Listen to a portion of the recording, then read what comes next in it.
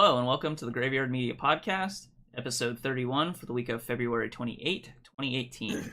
I'm Saine Grey. With me as always is Dalsson. I'm gonna die. Thel. Huh? Exactly. We're going to start off by talking about games and movies we've checked out this week and then head into some gaming news and probably end it on very little movie news. Very little. There's a little bit. It's like one thing that happened. You know, There every is, now like, and then one it big like ridiculous flip-flops with Yeah. with gaming sometimes. It seems like sometimes there's a ton of gaming and no movies and vice versa. We don't have a Yeah. ton Fuck of you, gaming it's news either, but January. we have some stuff. It's like almost March. Fuck It's you, not it's that at March. all. Fuck you, it's March. I redid Alright. my hair, it came out terrible. So nobody make fun of me, please. Only nice comments, please. It looks the same but bigger. Yeah. It looks more orange. It's supposed to be bright. Yeah, it's supposed to be brighter pink. We didn't leave the dye in long enough because It looks like you were trying to go for like a rust redhead sort of thing, but only on half of your head. That's what's Yeah. going on in my life. Failed hair dye experiments. Yeah, you should try that again. Yeah. Yeah, I was going to this morning, but I was very sick. Yeah, fair enough. Yeah. Okay. So, who wants to start off this week? Alrighty then. I'll just get into it. I watched 2 movies this week, which was nice. The first movie I saw was The Death of Stalin. It's the same director, the showrunner for Veep, which a lot of people saw, and the showrunner for In the Loop, and its television series. Oh, I don't remember what the television series was called, but it's the one that gave the angry Scottish man that we all knew and love as Doctor Who for a while. His Peter fucking Capaldi. start. Yeah, Peter Capaldi. He played an angry Scottish man in that show, and it was wonderful. Yeah. In this movie, he is not in it. The Death of Stalin is a movie about exactly what it sounds like. The death of Stalin. After Stalin has a stroke, his cronies all sort of start vying for power. And this is it's a very, very, very dark comedy. Okay. It's a comedy? That's interesting. Oh yeah, it's absolutely a comedy. It's a political comedy about and that's what this guy does best. Really, really good political comedies. In the Loop, for instance, was about the death of Stalin. well, no. Not this It one. was about like the days before the Iraqi invasion and the British Parliament trying to get in on that and getting pissed off at each other about not telling them things. The Death of Stalin is very similar in that it is about all of Stalin's cronies or stooges, depending on the crony and or stooge, trying to vie for power for Stalin's seat. Each backstabbing each other and doing horrible, horrible things to the other one. And horrible, horrible things to the Russian people. And also calling each other out on their hypocrisy of doing horrible, horrible things to the Russian people. And Right, it's... of course. It's... really the following in Stalin's footsteps. Yeah, exactly. It's very much... the best jokes in the show... This movie... I'm sorry, excuse me, my brain's a little bit messed up right now because I'm a little tired. The best jokes in this movie are the ones that have the punchline, oh wait, no, hold on, that's not going to work. Why not? Because we killed him too. There's Now you say jokes. Do they say that multiple times? well, no, that's the basic, like, structure and punchline of the joke, and there are multiple jokes like that. Specifically, one of the, beginning jokes is we need to get some doctors for Stalin. We need to get good doctors for Stalin. There are no good doctors left. Why not? Because we gulagged all of them because they were working for Stalin. Oh yeah, that's right. Yeah, I presented the evidence and everything. I remember that. Well, what do? We get some bad doctors, and if they fix them, they're good doctors, and we then have we to gulag gulag them. yeah. And if we fix them, they're good doctors, and if they don't fix them, Stalin will never know, so it'll be fine. But yeah, it's an incredibly dark comedy where these men, specifically, it's about Stalin's inner circle. The chief character is played by Steve Buscemi. The chief character is Steve Buscemi, The a chief well-known member of character Stalin's inner circle. Yeah. Steve Buscemi, who many people didn't know was in Stalin's inner circle. Yeah. Who did he play in the actual movie? He played Stalin's like successor. Oh. Hold on a second. Oh yeah, he played Khrushchev. And he is the chief character who is basically trying to work and works a lot better behind all of the other people's back. The movie ends in a really kind of dark ending with the execution of Lavrenti Beria. Spoiler alert, he dies. Wow, way to spoil it, though. Yeah, for like his... If you don't know, Lavrenti Beria was the secret police manager under Stalin. These events only happened 80 years ago. Maybe somebody wouldn't know. Yeah. Well, I mean, yeah. Basically, if you Google this man, you will find 15 documentaries about Lavrenti Beria, the horror of Moscow, stuff like that. Next, you're gonna be telling me that Smeagol bites off Frodo's finger. Yeah. But yeah, it ends in his execution, and it's this very really fucked up scene. And it's like even though this is like a man who has been shown to do really horrible fucking things, it is of course in the back of your mind and like on this man's like tongue. He's screaming this as he's like being brought out to be executed, that all of these people aren't that much better than this man because they're basically doing the same things. He just did it more. Right. And you know, it's this very loud, clamorous thing like before he's killed, and then he's like in an instant just like brought out and shot immediately as he leaves the door, and then it just gets silent for a moment. As one does. Then everyone sort of starts to talk about, you know, how terrible he was, and then they burn his corpse. It's this really great ending to the movie. It's sort of it really brings out more of the dark in the dark comedy. It's a fucked way up to give ending away the ending of the Death of Stalin. Spoiler alert: Stalin dies. Harry Potter beats Voldemort too. Did you know that? Yeah. I don't actually know if that's true. What? I think it is. What? Okay. Harry Potter beats Voldemort? Shit. Get out of here. I didn't know Sauron died. He was my favorite character in that movie.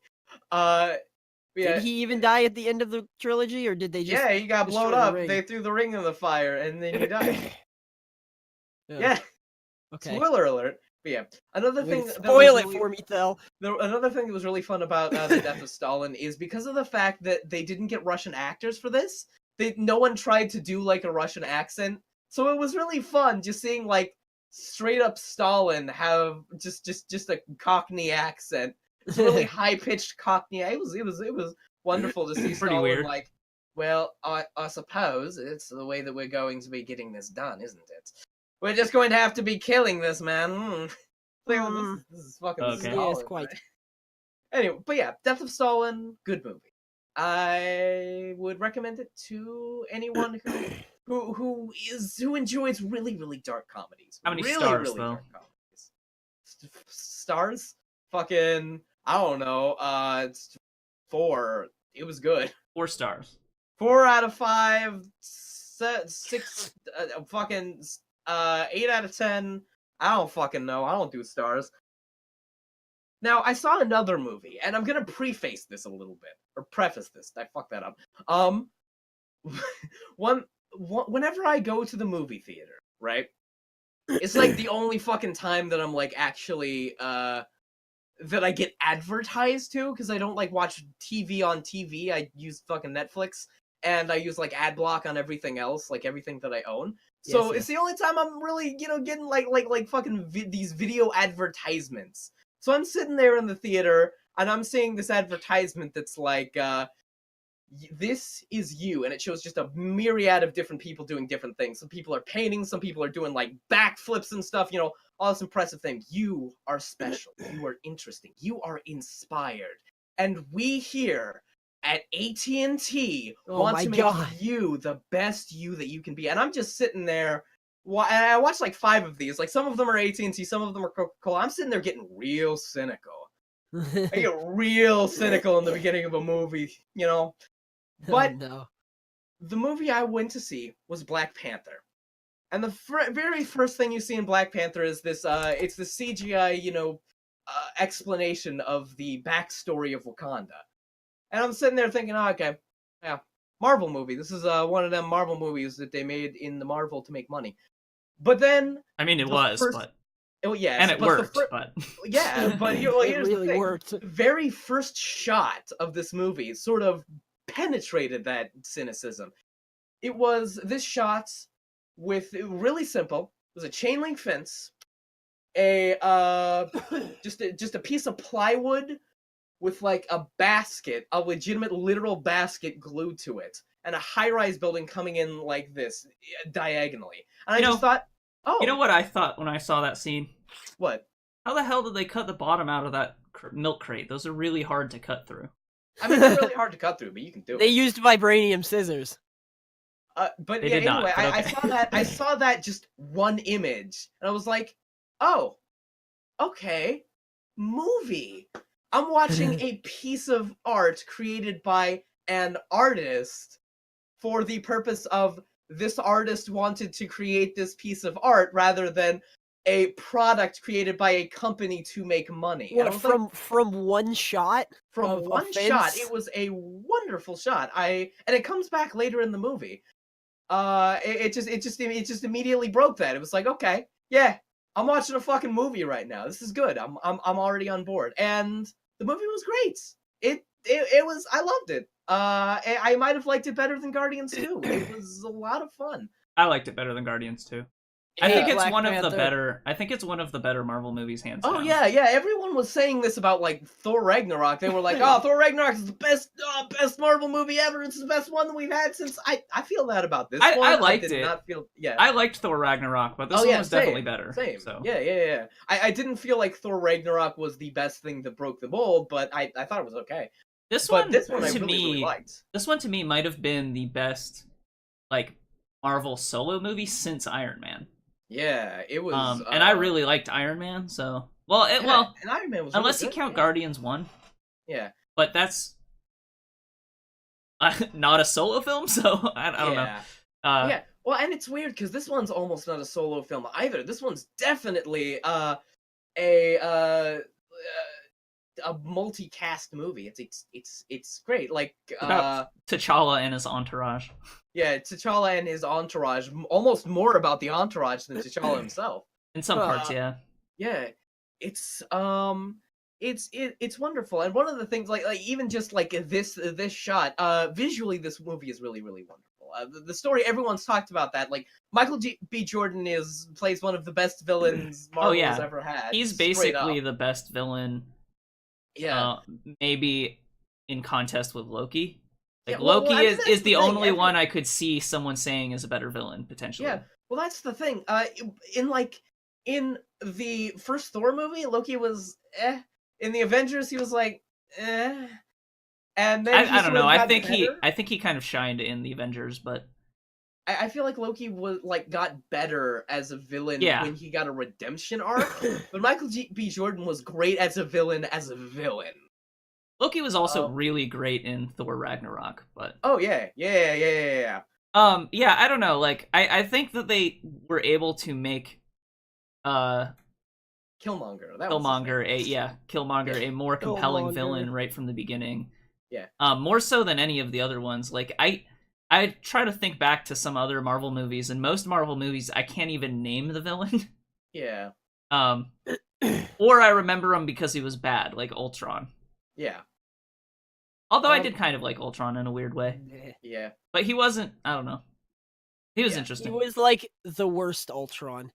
Yeah. I don't know. I liked his personality, but as an Ultron, he was not a very effective Ultron. Yeah. I'm gonna crash a tiny rock into a city. That'll destroy the whole universe. Well, he was going to crash the entire city into the world and blow it up like a meteor or something. Nukes would have been better. See, it's weird. Like in Watchmen, they were like, we're going to change the far-fetched thing that'll destroy the world into nukes. Everybody gets nukes. And then in Age of Ultron, they were like, we're going to change nukes into this far-fetched, stupid thing because nukes are too easy.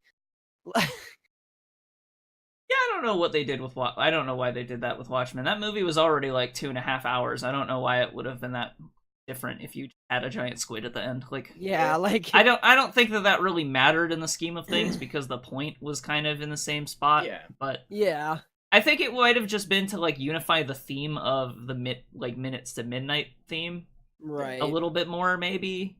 Maybe. Yeah. My biggest problem with the end of Watchmen was more what they did with the Owl's like the end, like he has this monologue against Dr. Manhattan. How are you any better? It's like that's fuck. What the fuck are you doing? This is trash. I didn't hate Watchmen, but it wasn't an outstanding movie. Yeah. But yeah. So back to Black Panther though. One thing that I was really thinking about visually with this movie is if you look at Thor, right? They sort of took Norse mythology, injected sci-fi into it, and made it really fucking like boring visually, and just generally like the Asgard stuff in Thor was like really kind of boring. And then you had like Wonder Woman sort of doing the same thing when they left, Themyscira. It was like immediately the movie improved because that was just like inject sci-fi into this mythos, and that was just kind of boring. But they did that in like visually, especially in Black Panther. They just injected science fiction into African culture and made it beautiful and look great and really, really interesting. I don't quite agree with you on Asgard. I don't think it was that boring, but I could see how you could think. Yeah. Specifically, there was one really standout moment when T'Challa first returned to Wakanda. There was like, the three people that were there to greet him. There was this person, the queen of Wakanda, and then T'Challa's sister. These two people over here were dressed like super space sci-fi African culture thing, and then T'Challa's sister was dressed in like a t-shirt, and it's like, that's some great characterization right there. Just visual characterization. You did a good job. Immediately know exactly what's going on about this character. It also moved from different things. Like you had the streets of Wakanda that were like almost looked like a city market, and then you had like the big superstructures of Wakanda that looked really, really clean and pristine and all of this stuff. And you had that dichotomy between the two. It was great. And that's in addition to big empty fields to fight in. Yeah. Where else would you fight? Near civilians? No, I can't do that unless it's Iron Man. Well, that's the thing. Like, all of the characters ultimately wanted Wakanda to be good. Like, none of them were trying to destroy Wakanda. All of them wanted to use Wakanda for their own interests. Yeah. Be that Killmonger peace didn't or come war. here and say, I'm gonna blow up Wakanda. Fuck you. It looked like it could have gone that way too. Yeah. But it didn't, and that was nice. Yeah. Everything looked great. Even like little things, like little really easy camera tricks, were just like, oh, that's kind of nice. That's really good. There was specifically when Killmonger was walking towards the Wakandan throne in one scene. It just started the shot upside down and then slowly sort of moved it, and it's like, this is a really simple trick, but it was really nice to see. It was like, hey, something neat, something that I can look at and be like, oh, look at that. I love this movie. It was great. It was great. Huh. And again, yeah, like everyone's talked about the plot. This is the best James Bond film that I've seen since Skyfall. Which was really, I really disagree, nice. but I don't think it was a very good spy thriller. I don't know, like, especially in the very beginning, it was kind of, it definitely had that thing that they were going to trying to stop a the casino scene was, while cool, like, I don't feel the same about that, but Okay. Because ultimately it turned into them all fighting. So like I don't know, that doesn't really scream like spy movie to me. I don't know. Okay. Well, another thing is specifically making that comparison. The character I mentioned previously, Black Panther's little sister, was a breakout role for this movie. She was great. Everyone talks about like Michael B. Jordan, but like the entire cast really carried the story of this movie. All of the acting was fantastic. Yeah, it was a very nice movie that broke through the cynicism I felt immediately upon entering a movie theater and being sold the same Coca-Cola ad 3 times about how they're going to make me the best me that I can be. So yeah, I thought it was AT&T. Let's transition into it what was both. I want to kind of compare this to what I saw this week. Okay. Okay. So I saw Annihilation, Oh, good. which is that last year we talked about it briefly as a like hard sci-fi thing that came out. Yeah, I'm really excited to see And it. the reason why I want to bring this one up next is because it is going to be absolutely destroyed at the box office for its entire run because it has to go up against Black Panther. Yeah, Oh, no. yeah, So I figure that I that's should how it talk is. about it. Yeah. Okay, fair enough. So this was a film about kind of a weird phenomenon that happens in the very beginning of the movie, and they have to send a team like into they call it the shimmer, into the shimmer to like figure out what's happening. The first like arc, there are like 3 distinct acts of the movie, and they're actually named even, which is kind of good. interesting. So That it's doesn't doing, happen like- very often. Yeah, it's doing like the fucking thing that they did in Valhalla Rising and well, what was that other movie? The Also famous from plays. oh yeah, well, yes. So yeah, the only thing I have to say about that it was not super effective. Mm. It wasn't very. It didn't add to the film at all. Okay. If anything, it took you out of it, which was kind of like, well, that's weird. The first arc or the first act of the movie is very much about like the setup for the film, Okay. and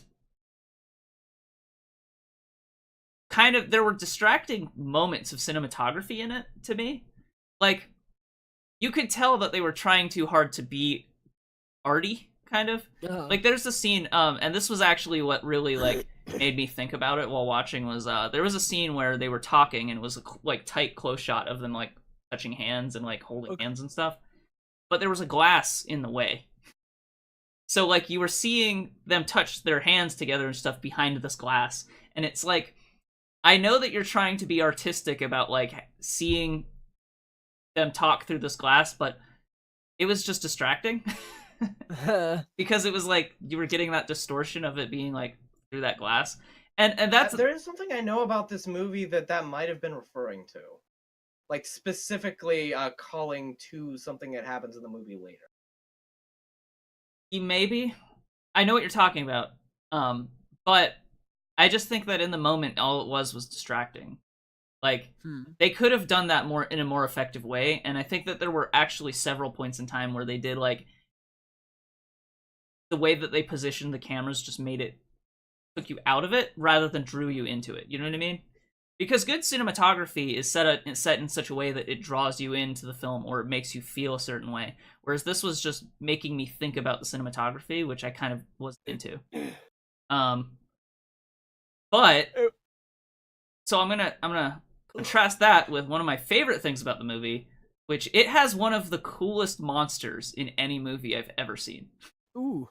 Now we're talking. This wasn't even like the principal like antagonist of the film. It was just a really fucking cool monster halfway through. It was like I don't know.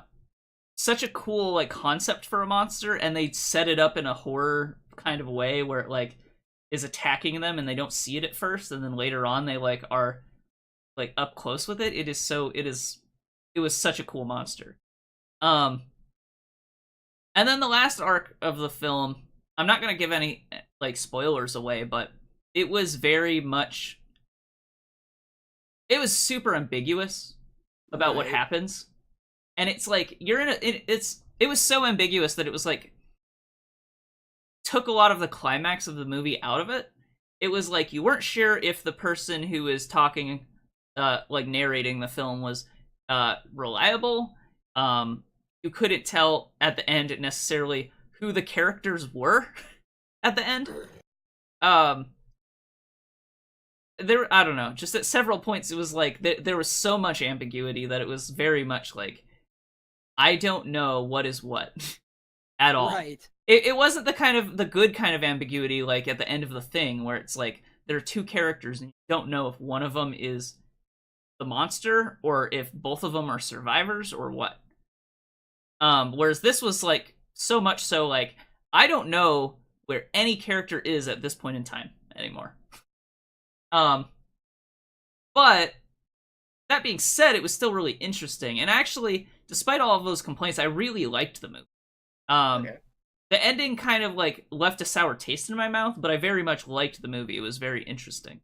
That's surprising, because I have heard nothing about this movie other than the last 20 minutes made me shit my pants and fly out of my skull. The last 15 minutes were the best thing I've goddamn seen, and I was on fire the entire time. I don't know.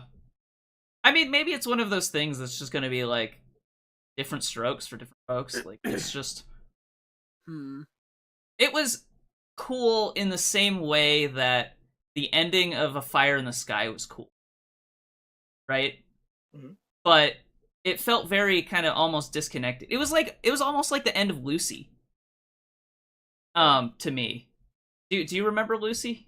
I do not. I don't. Okay, well, at the end of Lucy, it was that movie where that person, like, I don't remember, I remember that unlocks movie, her brain yeah. or something, and by the end, she is, like, I completely almost forgot a that movie literal existed. god. Yeah. And it's, like, by the end, it was, like, she's so ridiculous that it almost makes everything meaningless. I don't know. Yeah, so I don't know, like, but visually, the ending was really cool. I just don't know that, and maybe it just went over my head, but I don't really feel like it was getting at anything. So, I don't know, it didn't feel like there was much point to it in the end. Other than, like, Sometimes I it guess just- they solved the issue, right? But other than that, it was just kind of like, Right. I don't know. Sometimes there just isn't a point. Right. And it felt like going into that movie and like through the journey of the movie, everything seemed like it was leading to a point, and then it sort of didn't. Right. At least that's how it felt for me. I'd still give it like 4 out of 5, 4 Right. stars. Okay. It was still good. And it was really interesting. And I think the ending for other people would be more interesting to them. But for me, I kind of, I don't know. It was cool, but it wasn't. I don't know. It was. I have mixed feelings about it, I guess. How would you compare it to Alex Garland's previous film, Ex Machina? I liked Ex Machina a lot better. Okay. Ex Machina, I would give a 5. I felt like everything wrapped up in a way that made sense, and it gave you a very emotional ending. Uh-huh. In Ex Machina, where like it felt like betrayal, right? Right. Whereas this film, it at the end, it just kind of like it almost felt like Much Ado About Nothing, which I don't know, like all of it had a point. It had a climax. They did something, right? But it felt like in the end, all they really exceeded, or like all they really got to was what their goal was in the beginning. Uh-huh. Which it felt like with the gravity of what was happening, the point of the movie should have changed by that point, but it didn't. So I don't know. Maybe that's just me. I'd still recommend seeing it. It's not going to be a standout like Arrival. It's not going to be on that level for people. Like, I can already tell that it is. And I don't know. People have been talking about it like it really, really is. I don't know. This is. I think you in particular, Thel, I think if you watched it, you might like it, but I know almost for a fact that you would not be able to compare it with Arrival. Okay. So, and I don't know how well the word of mouth is going to work on this movie. Right. So I'm not expecting it to make a lot of money, but Okay. we'll see. But yeah, well, especially A lot of it against has to do Black with Panther. Yeah, a lot of it has to do with the competition of Black Panther, which is you probably shouldn't try to release near a Marvel movie. Yeah. Um, Period. especially one with this kind of cultural zeitgeist behind it. Yeah. But I don't know, maybe for me, if I was like an executive producer or something, and I heard that Black Panther was getting like super critical acclaim, I would not have released anything near it. You know what I mean? Yeah. Yeah. Well, I'd this wait. one was already slated for release before that critical acclaim even came out. Yeah, but you can always push a movie back. Yeah, that's true. So Though Not- that they wouldn't be the always first ones looks to do it. bad. So I'm actually really interested in seeing how you like it, Thel, because Yeah, I'm going to see it at some point. this seems like this movie could be one of those things that divides us. Yeah. considerably. I know Oh boy. that there But- is a it's going to come to Netflix actually kind of soon. It's going to come to Really? Netflix in like 2 weeks or something. Really? Well, the thing Yeah. is, I feel like for this movie, Thel and I could have completely differing opinions, but the thing is, like, nothing about this movie felt heavy and emotional. Like, there wasn't much impact for the film for me, so I sort of just don't care. Like, if someone else liked it better than I did, I wouldn't be like, no, you're wrong. I'd be like, okay. You know what I mean? Yeah, Right. yeah. And like compared to other science fiction films like Ex Machina and Arrival, I just Or even like Blade Runner. even like Blade Runner, I just don't think that they carry the same weight to it. So Okay. I don't know. That's just my opinion though. Right. You want to go somewhere else? I don't know. I haven't seen the movie yet, so No, I mean, do you want to talk about something else before? move on? we move into like video games. Yeah. I don't have anything else to talk. Okay, well, I will continue then. Okay. Go ahead. I watched My Hero Academia. Hooray! And this is something we've all seen. We've Yes. finally, yeah. Yeah, I don't know. After watching all of what was that movie what was that show on Netflix we just watched? Altered Carbon. After Altered watching Carbon, all of Altered Carbon, I wanted to, have a change of pace a little bit. Right. So I ended up jumping into an anime that is really popular right now Yeah. Yeah. called My Hero Academia, which I liked a lot. So let me preface I this with think saying that's a I liked it a consensus lot. here. This is Yeah. it is a consensus. It pretty much accepted that it is a very good anime. Right. I'm surprised it's as popular as it is though. Maybe it's just kind of that same sort of thing where it's such an open-ended kind of show that it makes it fun to like think about what you like who you would be if you had a quirk. So to summarize like what this show is kind of about, takes place in Japan after something like 75% of all children born have superpowers, essentially some form of superpower Or they called a develop quirk. they develop superpowers within the first couple of years of their life. Right. Yeah. They said about age 4 is when they're supposed to manifest. So they manifest some sort of superpower based on hereditary, like, Right. translation. And because of this, there are a bunch of people who are using their quirks to villains, and as a reaction to that, there were a bunch of people who became heroes to deal with it. Right. And this anime is about a character who does not have a superpower, but ends up but is really like invested in being a superhero despite not having any powers, and ends up receiving a superpower from the character All Might. Who he idolized is literally the reason Right. he even wants to be a superhero in the first place. And on top of that is the most, like, the highest ranking one, the number one Yeah. superhero, like, literally. He's like Superman, total complete Boy Scout. To the point where he'll even say heck instead of hell.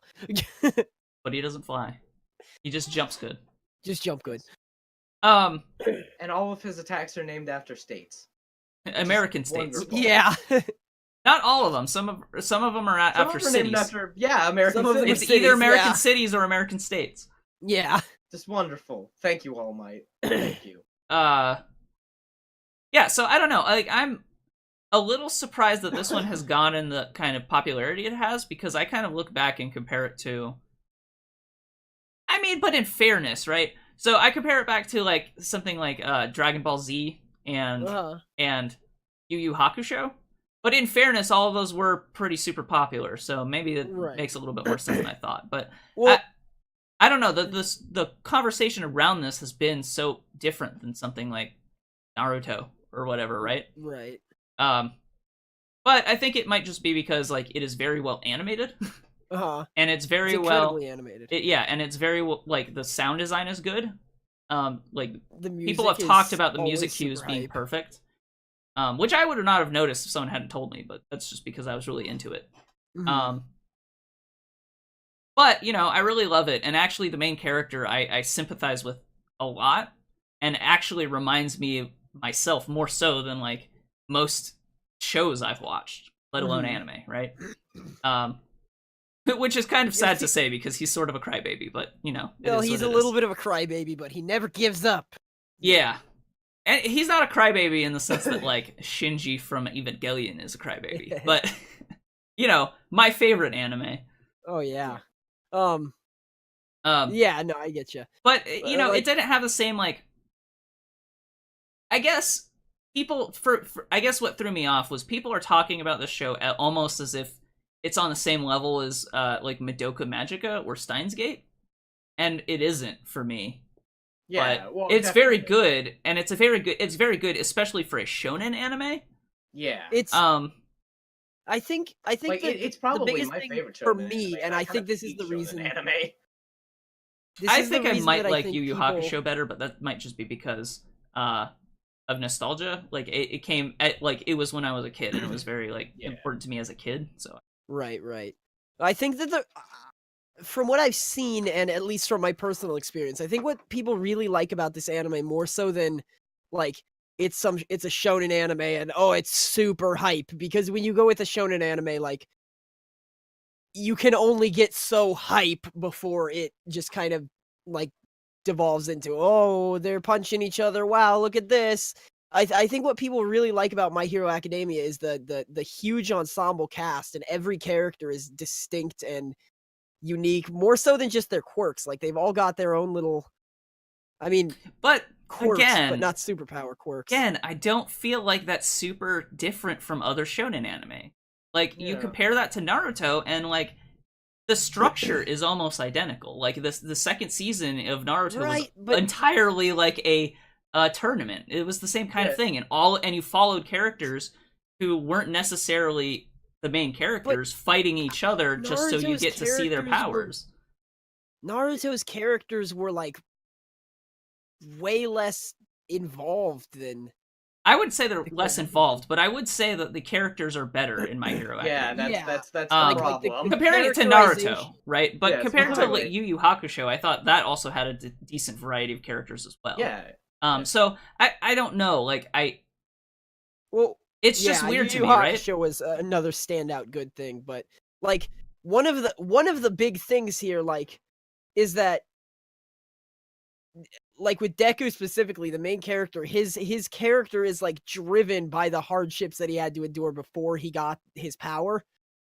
Like he was always like bullied and stuff because he didn't have a quirk. He was just some quirkless loser, and he, more than probably anybody else he knew, wanted to be a superhero, and without a quirk he just thought it was impossible, but he never ever gave up. Whereas like if you look at Naruto, he wants to be the Hokage. Same thing. No, that is literally the same thing. That is literally he is a loser. Like he is a loser who is bullied because he has a fucking demon trapped into because he's him. garbage. Yeah, and he has a demon trapped into him who's like the strongest ever, and he's and instead Deku gets the person's like the number one's hero's power. Like it's the same kind of thing. The difference is the character's just better.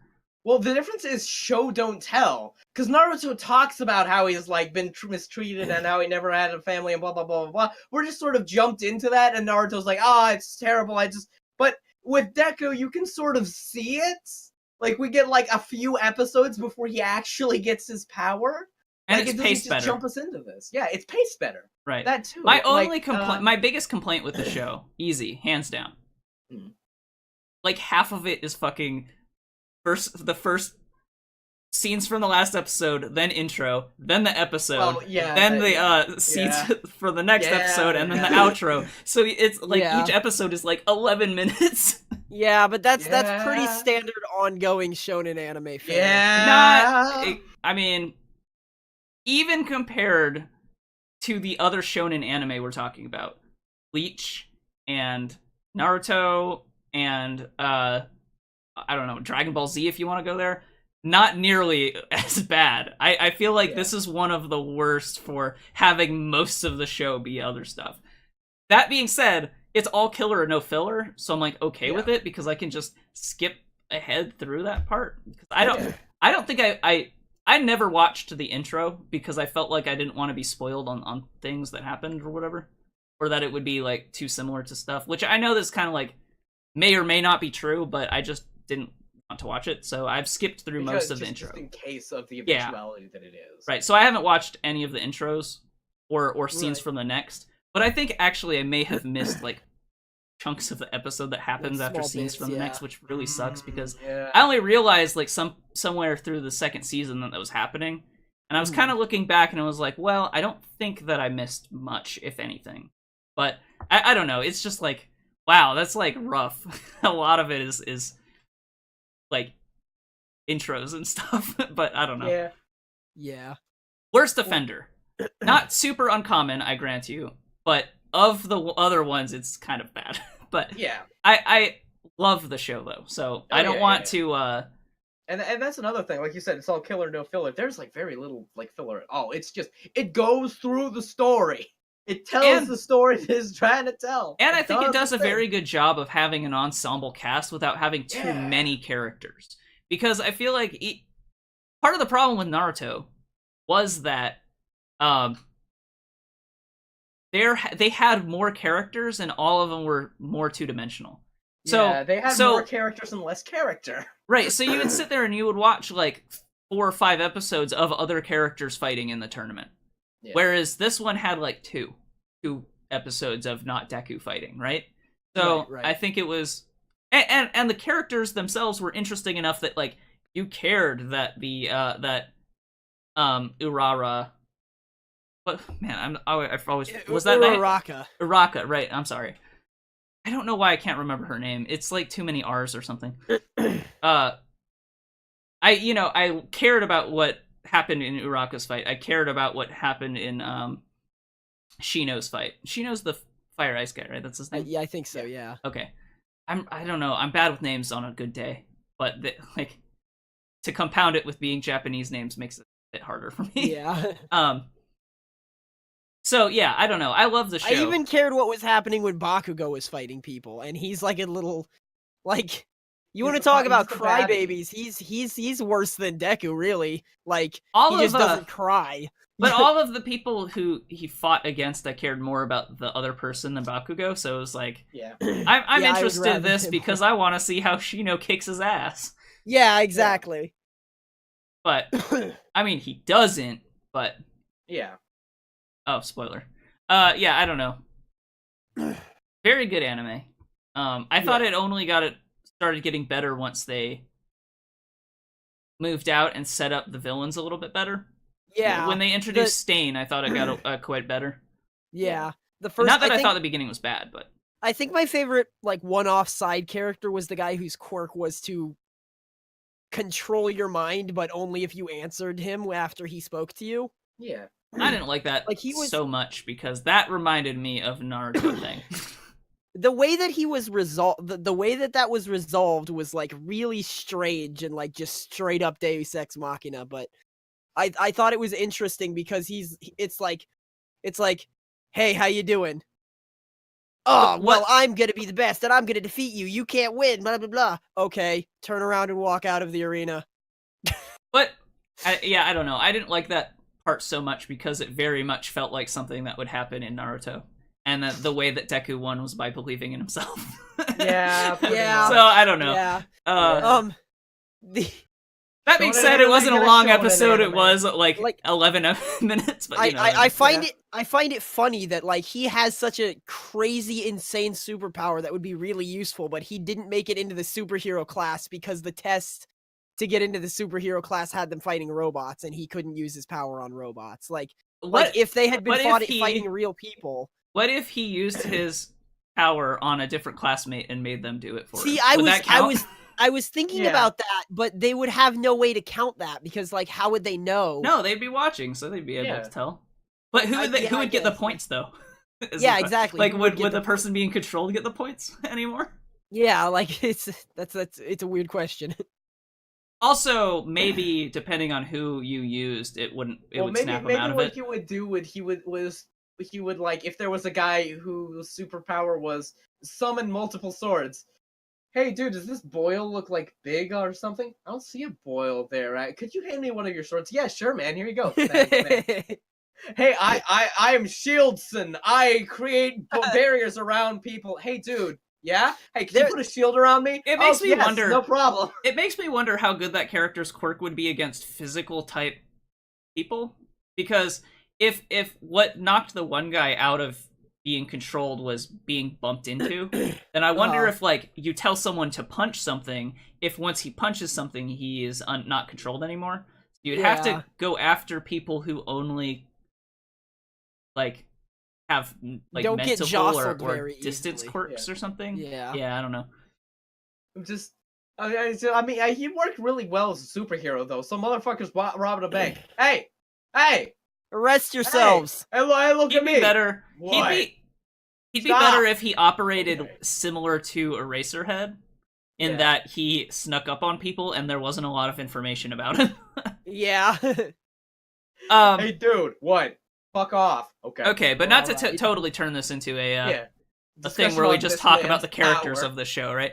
Yeah, I think no, that really speaks to its strength, though. All of the characters are interesting enough that there's a lot to talk about. and they all have really interesting powers. Like some of them are just like, whoa, he's super strong. But like there's a bunch of different like Suyu's quirk is frog and her powers are frog. Like that's honestly kind of creative compared to like other animes that you would see. You know what else I was noticing, and this was actually one of my favorite things about the anime is in not just that there's a diversity of characters, but there's also a diversity of animation styles, or not animation styles, but like character design styles, and they sort of match. They're kind of thematic around the characters, like Sue looks like a Monster Musume character. All Might looks like a Dragon Ball character, or like a Fist of the North Star character. Like, they're like just the variety of characters. They look completely different. Like some have like big fat mouths and look kind of cartoony. Other ones are like a shoujo style like anime. Like and then like Uraka All looks Might like a shoujo character, right? in two different in two different scenes. All Might might look like Kenshiro, and then in the other scene he is different, and he looks like a Hellboy that's been deflated. Yeah, like a deflated Hellboy character. Yeah. Like it's I see what you're saying. It's like almost totally different art styles. But it feels unified in that it's ununified. You know what I mean? Yeah. Like Because it doesn't seem weird that these characters look so significantly different from each other, because they all look significantly different from each other. Right. Yeah. And it only like adds to the fact that they're super different because of their just skill sets. Unless they're playing something for laughs, like one guy can make his skin really hard and one guy can turn his skin into metal, and they all have almost exactly the same character design, but one's red. But that's like intentionally like that. Like so they put a lot of thought into the character designs, basically. So that's one of my favorite things about it.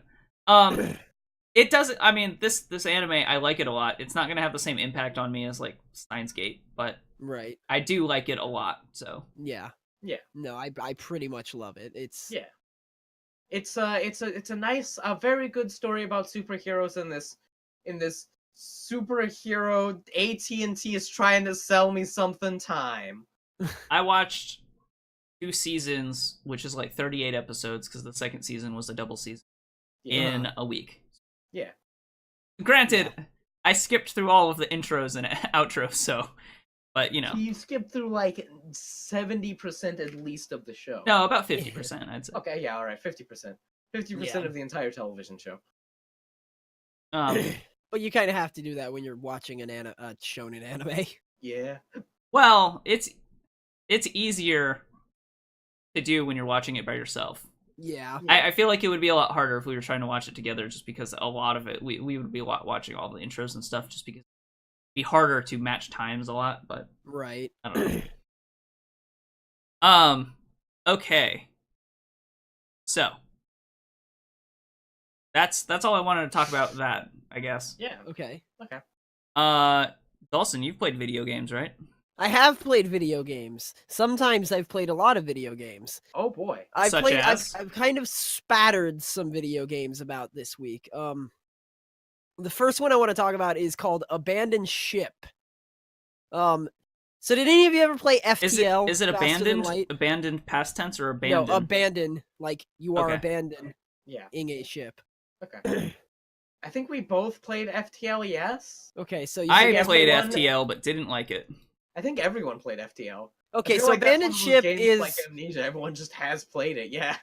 I played it for quite a while. It's pretty much just FTL, but you're a pirate, and also there's like nothing to do compared to FTL, which had like 7 things to do. So I thought I'd be a lot hotter on it than I was, because I looked at it and it looked a lot to me like Sid Meier's Pirates. Let me start out with the positives. So when you compare it to FTL, because they clearly designed the game after FTL, so you can't avoid comparing it. Whereas in FTL you have these like little jump points that you jump, and you're at the next map, right? Yeah. In Abandoned Ship, instead you have like a large square map. And there are exits from the map, and you have to like complete a certain number of events to unlock the exits to the map. Some of the events might be as simple as, oh, you found a dead whale, get some supplies. Some of them might be, the cult has caught on to you and they're sending Davy Jones after you. You have to fight a ship while also fighting off a boarding party of seamen, and the Kraken is there too. So, but now that I've described those things, that is like the entirety of the spectrum of what you do. You fight a ship, you fight a Kraken, you fight a boarding party, or you gather supplies. And that is the end of the game. Once you have done all 4 of those things, there is almost nothing else to experience in it. I will say it's in early access, and the roadmap says that they plan to work on the overworld map like first, like basically adding more content to the overworld exploration mode. Okay. I didn't really like FTL. Maybe that would make it more fun. Yeah, I mean, so I'm actually curious about this, but if you're saying it's not it's like even FTL, as interesting as FTL, then I'm really sour on it, actually. Yeah. So I can break down the combat really quickly too. There's a few things to do in the combat. You have like classic FTL. You have your different sailors who are better at different things. Like some might be better at repairing, some better at manning the guns, one better at steering. Normal stuff, right? And basically what you do is you have them man the gun, and how good they are at manning the gun determines how fast the gun bar fills up. Once the gun bar is filled up, you have to shoot at the enemy ship. There are like something like 4 different types of guns. It's regular cannons, chain shot, grape shot for damaging like actual bodies on the other ship, and then there's a flamethrower that you can buy. And I think there's a mortar too. There's a mortar that you can put on your ship. That's kind of weird. I feel like every game in this style, like the roguelite style that tries to ape that spiderweb map, almost always leads to them just making bad games. Yeah. Because there was also that Convoy game, remember that one? Yeah. That one was also like trying to do the same thing, but just very unsuccessful at it. There was one that I actually Convoy really liked. had a lot The more only going one on that than I can Abandoned think Ship, of that I actually. liked was Slay the Spire. Okay. Right. in terms of jumping between it. But Everspace did that, and Everspace was great just because of the fact that it was little maps where there was just a bunch of shit that you could run around and explore in. Like Right. it wasn't Right. like a combat. It was like, okay, this is a map. You can go grab minerals from over here. There's some Well, enemies over that's here. the you thing. can That's go- what yeah. that's It's like a completely different game. That's what Abandoned Ship does. It has that spiderweb overworld map, and then it has these little maps that you can explore. But the problem with those little explorable maps is that there isn't really anything to do. It's Mm. more like just finding a needle in a haystack. You have to search down all the encounters to beat them to move on. yeah, to the and next actually that's a similar complaint to what I heard about Everspace, but I haven't tried Really? either. So Well, Everspace, the thing is you can like leave the map whenever you want. It's just like you fly around, you do have to like look for stuff, like you go into like little inside of bases to find certain materials, you go into asteroids to find different materials. you're looking for fuel and stuff, right? Yeah, I Yeah, never yeah. had a big problem with the fuel, but it does drop pretty sparsely, a little bit more sparsely than it probably should. But yeah. Yeah, I don't know. Maybe I'll try Abandoned Ship because that sounds sort of interesting to me, but I don't know. Yeah. Now, hang on. I wanted to get to my main issue with the combat.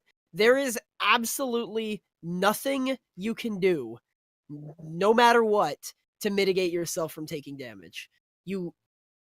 Your guns are on a timer, meaning that you have to wait a certain amount of time, and your guns are never going to be on a short enough timer that you can kill a ship before it fires, because their guns are going to be on a very similar timer. Yours might be slightly faster. You can't, there's basically no way to take out the cannons fast enough because they can charge up their cannon meter while repairing. You can too.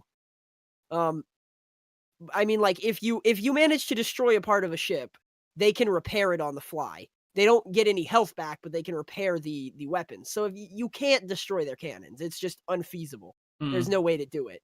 So they will always be shooting at you, no matter what. If you destroy their sails, you can like ram them and board them, and like you can distract their gunners from shooting at you, but it's likely that that'll get one of your crew members killed, and also ramming them deals damage to your ship. So the main issue with the combat is that it's just a war of attrition until you find a repair event. Like, if you don't find a repair event in time, you will die. There's nothing you can do about it. I wonder if because the game is in early access, so maybe they're planning on doing something about that. Yeah, possibly. Because I that feels like wish the there kind were- of thing that they like would try to. It feels like, you know, taking a simple combat system and like adding to it is the kind of thing that they would do during early Yeah, access. exactly. That being said, I like, think- yeah, that doesn't excuse the fact that it's not super playable right now, but Right. It like they have something called maneuvers. If you have somebody manning the helm, your maneuver bar fills up. Another thing that's just there as a time sink to wait and watch a bar fill up. Yeah. But that's neither here nor there. And the maneuvers are ram, run away, or turn your ship around. Turn your ship around is worthless. It does nothing. It's just a waste of your maneuver bar. There's literally no reason to do it. Ramming them hurts you just as much as it hurts them, and running away you don't get anything for fighting them. So there's no I thought reason I heard to that really you could use any you could have maneuvers. them brace or something.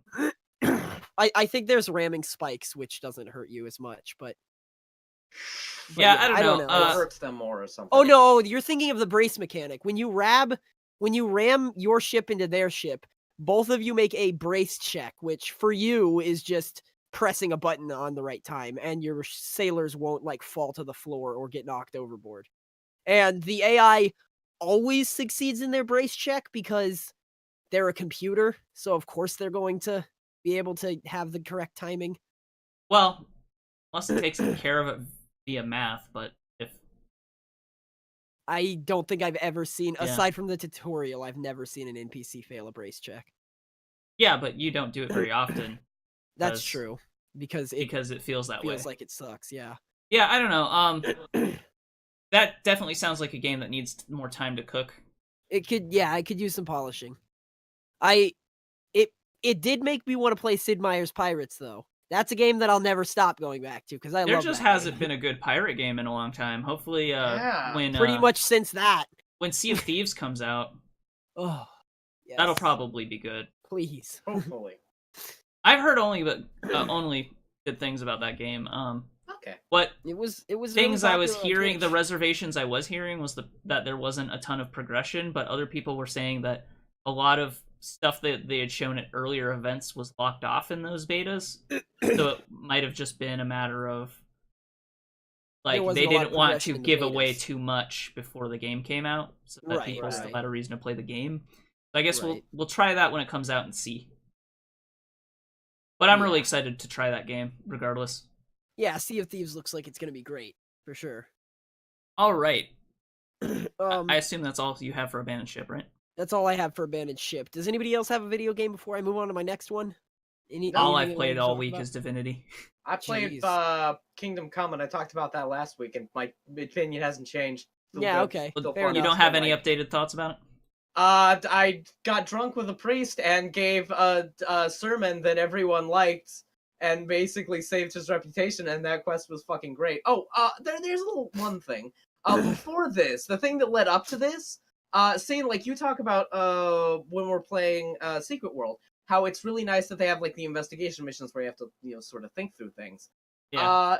This game has a similar thing where it's like you are put in a city and you have to find out about some guy. You have to do detective work, and the thing does give you like a this is the objective area, but it's like go talk to people in the town, go find out shit. Yeah. And that's it. I I'm like happy the about idea that. of that. I hope that it works better than it did in other games that had similar mechanics. And It it's works really obvious that well. it works Well, better than this, but yeah. I know that Skyrim had something similar where it's just like, here's an event, go figure it out, and then you would just kind of wander around, talk to people. But this one works really well because you have to use context clues that are mentioned by people. Like there's someone who mentioned that this person hung out around this place, so you go to that place, and then this person who is the person of that place tells you to go somewhere else, and it's like you can get context clues from that, or you could just Right. skip it all and just talk. And to it's the not one some person there. crazy, impossible fucking puzzle bullshit where you have to Google things for 35 minutes like in the Secret World. I don't know. No, I kind of like that almost Yeah. pseudo ARG aspect of I Secret World. I also I like that do. about I Secret do. World I too, like it, yeah. but yeah, it is easier for it's sure. different, yeah. It's like the best it's the best medieval detective simulator I've ever played. I've never played another one, but it's definitely the best one of those. Fair enough. Fair enough. So unfortunately, Now- it's also the worst. Now I I talked feel briefly like I about. have seen. Well, actually, I think Skyrim is still worse, probably in most cases. Okay, yeah, all right. Oh, yeah. It's probably on par with Oblivion. Oblivion Yeah. had some really good ones. Yeah, fair enough. Or Morrowind, where every quest was an investigation quest where you had to use your context clues to figure out where to go. Well, Yeah. yeah. I could let that one steep for a second. Anyway, The next game I played a little bit more of Vicious Attack Llama Apocalypse. It is Oh, boy. out. It released officially today. Go check it out on Steam. Just watch the video if, it'll cover the humor a lot. But the thing that I think I like about it is that there's a clear feeling of progression, and there's a lot more content to it than I was expecting. I beat the first level. It probably took me about 8 hours of gameplay to beat the first level, and I'd unlocked like all of the perks and stuff that were unlockable in the first level. And after I unlocked all of the perks, I still had to try like 10 more times. well, it said you've only played 5 hours total, so. Okay, well, I played 5 hours of gameplay total then. But like that game can get really intense. There's no way to heal yourself. So any damage you take, it sticks for good. And it has like a really interesting story. Like the basic storyline is you work for a company named Lamazon, who is clearly Amazon. And they used computer chips implanted in llamas' brains to deliver packages. As one does. As one does. But a hacker group called the Laminati hacked into the llama computer brain chips and made them go berserk and start attacking Lamazon because they want to take down Lamazon because they're a big evil corporation.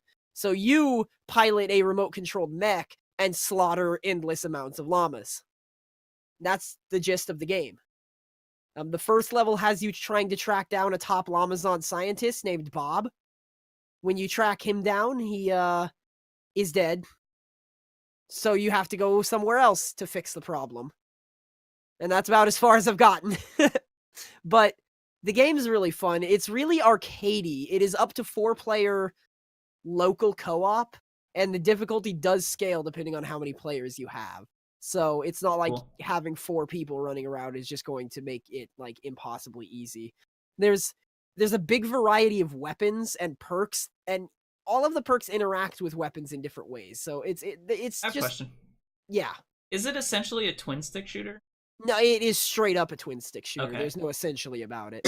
Excuse me. It's like you could easily replace the llamas with zombies and rip out the story, and it would be any other twin stick shooter. Is it the style where you're in the center of the screen and the map moves, or do you move between maps? You're in the How does center that of the work? screen and the map moves. Okay. Oh, okay. Yeah.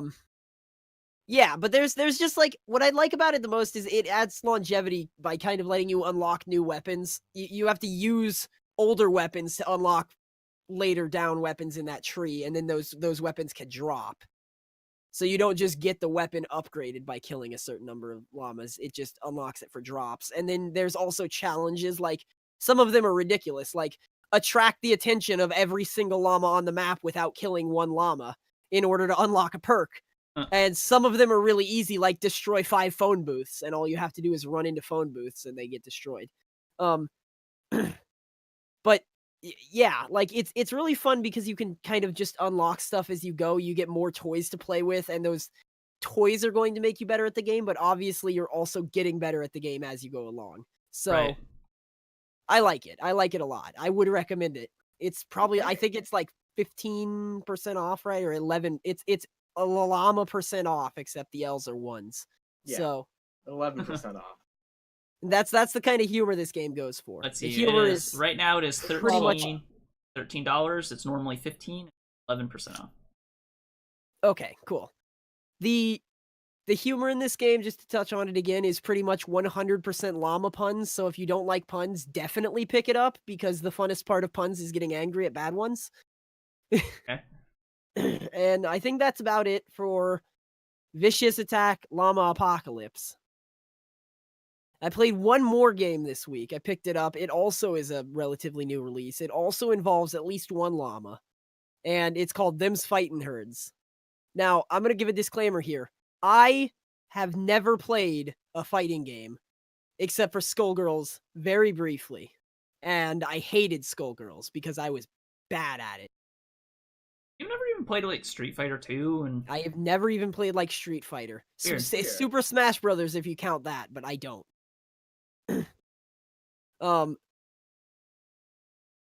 People say it's really similar to Skullgirls in the way that its combos and stuff and systems and whatnot work, but I played can enough see of it. Skullgirls to understand how the game worked from a mental standpoint. I just could not perform in the game from a physical standpoint because the stupid fucking inputs were just ridiculous, and it was more of a test of whether you could do the right 30 inputs in a row and not fuck it up and give your opponent a chance to do anything. that's why I've always been more interested in fighting games like Tekken and Dragon Ball Z, Z Fighters. Or Yeah. Dragon Ball Fighter Z or whatever, how do you want to say it? Yeah. Because they actually explicitly have less complicated inputs. So Exactly. more about yeah. the mind game. Yeah, But yeah, I like, just watching because I was watching a little bit of you playing them fighting herds, and I can I can tell from looking at it that I do not like it. Like I would not like it. Yeah. yeah. But I'm not big into fighting games. I like it. Same. What I was getting at though is I like it better than I like Skullgirls, and part of that might just be that I like the characters in it better than I liked Skullgirls characters. Yeah. Except for Peacock, I love Peacock. You know what I Um, like about it? This is like such a minor compliment, I guess, but Mhm. something that I really love about it. So I like the art style in general Mhm. already, but something that's super cool is like the map changes and each map is like a different time of day. Uh-huh. What that also does is they pick a light source and they put cell shading on one direction in the color of that light source. So if I it's didn't like even notice that. yeah, I was so too busy getting my ass beat. if it's like an afternoon setting, it'll be like yellow and red cell shading from one direction. Uh-huh.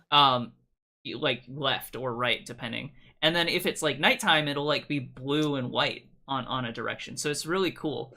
That is That's pretty like cool. such a minor touch that I don't think I've seen in many other games, but I think it works so well because of how they've done the cell shading. Right. Weird compliment, but that's something I Yeah. noticed and thought was super Yeah, cool. I mean, I didn't notice it, but that does sound super cool. This is coming from a Um, person who bought a 4-pack of Skullgirls just because I liked the animation so much. Yeah, Yeah. exactly. And that's where I think this game really shines too, is the animation and the art style. So Lip syncing could use some work. the lip syncing really could use some work. It just straight doesn't work. I think the problem with it, though, actually, is that they intended to release 1.0 on their release day that they wanted to set, and they didn't quite finish the story mode for the first character that they were releasing. So they rolled it back. Instead of having a half-complete story mode in 1.0, they rolled it back to 0.95 or something. And so it rolled back the story mode so that story mode isn't playable, but it also rolled back a couple of optimization fixes that they did, such as making the lip syncing actually work, or making both of the characters say their lines instead of just one. I feel like they should have just pushed it back rather than releasing it in early access at all. Yeah. Because Yeah. I think the problem with releasing it in early access is you don't often get to capitalize on 2 release dates the same way. Like a game gets to capitalize on 1 release date. You release something in early access, then it's an early access release, and people often won't buy those Right. for various reasons. And then by the time you get to the second release date, people have stopped caring. Right. So maybe if this is like a launch window thing and they're able to get there, then maybe it's okay. But I really think that if they were that close, they should have just pushed it back. But yeah, that's just me. Yeah, I don't know. It looks fun. Compared fighting to games? other fighting games, I like it, and I hate fighting games. I always hate fighting games, and this one doesn't even make me salty because I can clearly, in every other fighting game, when somebody 100-0 combos me to death, like they always do, I look at it and I'm like, there is absolutely nothing I could have done there whatsoever. It just came down to the fact that he hit me before I hit him, or I hit him first, but I couldn't do the quarter circle, back half circle, forward, up, down, left, right, LBAR start as fast as he could. And Right. that's what it came down to. But in this, the combos, like I think each character has 1 quarter circle input for complex shit. And the supers are a quarter circle input. And like, I think a quarter circle is the hardest thing possible to do. So most of the combos come down to like standing light attack, crouching light attack, standing heavy attack, crouching heavy attack. And they're really short combos. Like once you get 20 hits in, it's gone so far down that you're dealing like 1 damage a hit. So if you somehow find an infinite combo that's unbreakable, you're not gonna kill somebody with it. Right. So I think Does it's it do the thing that Skullgirls did, where the more that you hit someone in one combo, the less damage they take overall? Yes, it does. And 20 is the like hard cap on that, which brings it down to 1 damage per hit. You know, something I didn't quite like from what I was seeing though is it doesn't have chip damage. Yeah, when somebody's blocking, they're just blocking. Period. Yeah, and I don't But really it like does that because it makes the game more about blocking. Yeah. It does have high and low blocks though. So high attacks won't hit high or low blocks, and low attacks will always hit you if you're standing. Yeah, which but I was that having just trouble makes against. blocking more complicated, and I've never really liked when a game seems like it's so much about blocking, I guess. Right. I mean, that's a lot of fighting games, don't get me wrong, but like you're almost encouraged to block forever in this game whereas in other games you're kind of incentivized not to because of chip damage. But right. I don't know enough about balancing fighting games that I can say very good about like Based what on that what means, but I don't know. I was playing with my friend Wingy, who all of us know him, and he's Yeah. really good at fighting games. Yeah. If it's the one game he's good at, one kind of game he is good at. No offense. He is good at them, or at least he knows what he's doing when it comes to them for sure. And what he was basically explaining was if you put pressure on somebody blocking like that, eventually they will either try to attack you in an opening they see and you will get them, or you won't give them an opening and they'll fuck up on their blocking.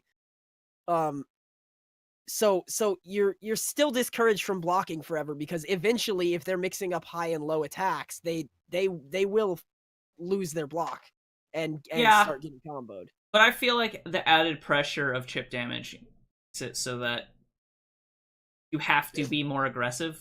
Right. And that's just something from watching it that I could tell that would turn me off. Yeah. And you know, even like I'm bad at fighting games, so I would just die faster. That all that would mean was I would die faster, I guess. Mhm. But Yeah. from watching it, like as a spectator thing, I prefer when the games have chip damage. Right. That makes sense. That's fair. Is there anything else you want to say about it? I love Velvet. She's the best. She is great, and that's it. Okay. I like Arizona, but I wish her name wasn't Arizona because I live in Arizona. Do they have cows in Arizona? No, well they do. Actually, they do. But Her they have dad's just as name is many cows in Texas. California. Actually, they might have more cows in California. I think maybe all of them are named after states because her dad's name is Texas, which is a much more Yeah, fitting but- cow name. I don't know. The whole concept of like cattle run with like, I don't know, lassoing and stuff. Arizona has one of the largest cities in the country. Like, how is what you think about Arizona like the middle of desert when there's probably more like open desert in California than in Arizona?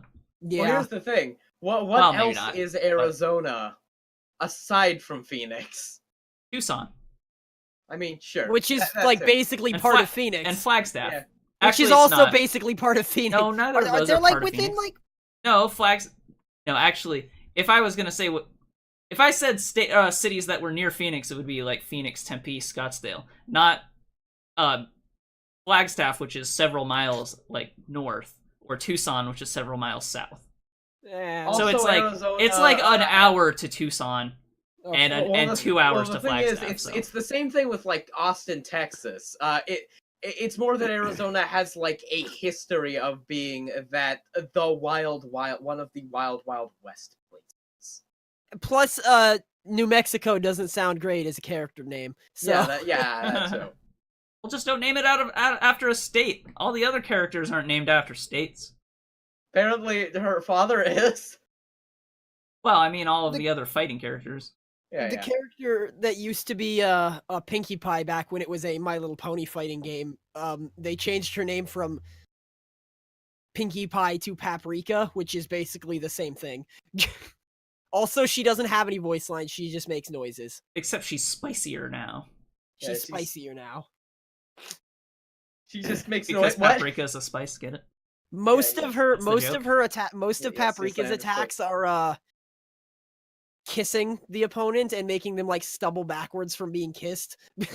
I might try Oh, it okay. just because it seems fun to play what was once a My Little Pony fighting game. Yeah. But It also has a little like despite having no story mode, it does have player versus environment encounters. So like there's this thing they call a pixel lobby, which is much cooler than a regular fighting game lobby where you sit around and wait for actually, a fight. a lot of games have lobbies like that now. Really? Dragon Ball Fighter Well- Z has one. The Guilty Gear series have them. Ha. Okay. Well, aside from just being able to walk It's around cool, and but- chat, there's a couple of little things you can do. Like there's like a dungeon that multiple players can enter at a time, and you fight against little shadow monsters or whatever. Like not playable characters. Yeah, I'm interested in trying that then. Yeah, it's That sounds pretty cool. neat. It almost And- it's and almost like they you- took two games and crammed them together. They're called the salt mines. You gain a currency called salt that is used to buy hats in a fighting game. So for your yeah. pixel avatar, not for your. for your picks, not for your in-game avatar, though that would be awesome. That would be way too much animation. It would be, yeah. It would also detract from visual clarity because one of the things that they want to go for is visual clarity in like a hitbox. So Right. if there were a hat, like, is the hat hitting me? No. What's going on? It's the hat. I guess that would matter for characters like Arizona. who does headbutting. Yeah. Ranged Okay. headbutting. She has that. Oh. I think Paprika does too as well. Paprika does. Paprika is still Pinkie Pie, so she teleports through like Yeah, she like backgrounds and goes stuff. she goes in one direction and comes out the other. Wingy okay. did that to me a couple times and it was pissing me off because I didn't know which direction to block. Yeah. I think But she's that's the considered a point, rush obviously. character, if I get the lingo right. Right. Let's move on, right? Mm-hmm. I think that's it for like games and movies. Yeah, that's Yeah, about that's- it for games that I've played. Should we move to a break and then do news? Yeah. Also, we played Okay. Divinity, and Oh yeah, you played a want to little talk bit. about Divinity for like 5 minutes? Sure, let's Sure. talk about Divinity. Yeah, really might as briefly. well. So, Divinity Basically, Original I Sin think- 2. Uh-huh. We picked this back up. We stopped doing the Let's Play of it because we decided that It wasn't making good Let's Play content. yeah, it wasn't Yeah. super fun to watch us fight the same fight 4 times in a row because we kept losing. Yeah. Which we still do. We just don't, upload it anymore. Well, Right. we lose, instead of losing like 5 times in a row, we lose about 3 times in a row. Yeah. That one fight in the Because- fire, we lost a lot. Yeah, that one just kind of kick our butts. But the thing that I like about it is, and actually, this was something that I compared it to the original game, and I liked the original Sin better. That was kind of a mouthful. In the original Divinity Original Sin, you get into the city pretty early, and Uh-huh. that lets you get access to skill books and trainers and stuff. Right. This game, it takes a really long time to get there. Like, we had been playing for a good 10 hours or something at least before we got to the trainers of skill books. So, and then the once we second got there, we did, all 3 of us spent every bit of money that we had on buying skill books, and it made the game 10 times more fun. it made it just Yeah. immediately more fun because now we had access to a lot more abilities. We Yeah. now have so many abilities that they can't all fit on our skill bar, Yeah. which is cool because it makes us like have to make decisions about what we want to do and how we want to set up our characters. Where before, Instead of it was just like, Yeah. well, here's this skill that I can never use because every time I use it, it just poisons everybody. yeah, for me, I wish it I was never like took that. before we got that, every single combat for me was, okay, I'm gonna turn my head into a bullhead, I'm gonna charge at this guy, I'm gonna make myself bleed for a damage boost, and now I'm just gonna hit him over and over again because all of my skills have been used. Yeah. Like that was the entirety of what I did. My and, character was even more boring. It was walk up to a dude and hit him, and if someone else is dying, fortify them. yeah. That's My all character my was- character did. My character was shoot wand, shoot bolt of damage, and if there is a corpse on the ground, if there is a blue moon, someone flipped a coin and it came up heads, and there happens to be a corpse on the ground, I can summon something. Yeah. That you and immediately blow up. What's funny is Yeah. I almost feel like your character had more variety than ours did because you had Because like you could 3 at or least 4 choose wands. different. You would could just switch choose between. different types of weapons. Well, I only eventually just started doing that. For the longest time, it was just like I had a poison wand. Right. It was good. Yeah, the only reason you started using stuff that was not a poison wand was because we stopped fighting humans and started fighting undead. Yeah, And for I a was while like, we were well, I fighting nothing can't but fucking- undead. Yeah. And I had like one attack, specifically Dimensional Bolt, that was just like, okay, so this particular attack could do one of 3 different types. Several If of I which roll could poison, I'm make- going to heal it. Yeah, if I poison it, I'm going to heal it. If I do fire, it's going to do no damage. If I attack this person in the poison field, it's going to blow up all the poison field and kill these 2. So, yeah, Jesus Christ, I hope this is electric damage. yeah, He's resistant to electric damage, but it's better than the alternatives. Yeah. yeah. So I really enjoy that we're finally getting to that point in the game. Yeah. Which makes me wonder just how long It's the game also- actually is, because if it took us this long to get to skill books, then who knows? Okay, well, Yeah. we still have our source collars on, and from Yeah. the beginning of the game, it has dangled this ability in front of us that gives us like huge shielding, or gives an ally huge shielding. Well, that they you do need- different. They do a different thing for every character. Oh, do they? Well, yeah, but like it's dangled for me. It's dangled this ability called Dome of Protection, which lets me give huge resistances to my allies. And we still, after 10 hours, still have these stupid collars on that prevent us from using those types of abilities. Actually, I also have Dome of Protection, but the Red Prince has something else. Oh. Oh, okay. Oh. Yeah, well. That's some new. I'm sorry, I just ran across some movie news that we can talk about in a second. We'll toss Well, it why in don't there. we We'll go talk to a about it in minute. break? Yeah, How let's about do that? Sure. Okie. Sounds Just good. just like 5 minutes. Is that cool? Yeah, we can 5 do minutes that. sounds fine. So 5:32. How's that? Sounds Okie good. dokie. Sounds good to me. Okay, let me do this up. What do we say? 5:32. 5:32. Okay. We will be back in a few minutes. Okay. And we're back. Hello. Yay! Second half of the Yay. show, we're going to focus on some news. All kinds. And we'll start with movie news this Mostly week. just movies and video games. Yeah, mostly just there are other kinds of news. Now that I'm thinking about it, there's definitely other news out there. So the Well, we won't get situation into in- that. Yeah, we'll get into that a little bit. The situation in Yemen has increased a little bit today. We wanted to talk about that. I think it would be a good topic to broach. And now, the weather. Okay. All right. So, for the second half of the show, we're going to go into And we're some back. gaming news and movie news. We're going to start with the movie news this week. What do we got, Thel? It's weird that we're starting with. Usually we start with video game news, but we are starting with movie news this week. Yeah, we like to the mix big it up. thing Just that like how started- everybody starts their games, movies they've been playing. Everybody, different person starts each time. Yeah, You all right. fucking- We're mixing it up. I can't we're believe you, throwing a Dalsson. wrench in the. Okay. So, first big thing that happened. Joss Whedon leads the fucking Batgirl movie. I have a fucking story, he says. This is the funniest thing to me. A lot of people didn't want him on this movie. This man's popularity has severely decreased in modern times, and by modern times I mean like the last 2-3 years. So, basically, since he got caught cheating on his wife. Yeah. Not since he got caught. Not necessarily. More That back when definitely didn't help. Age of Ultron.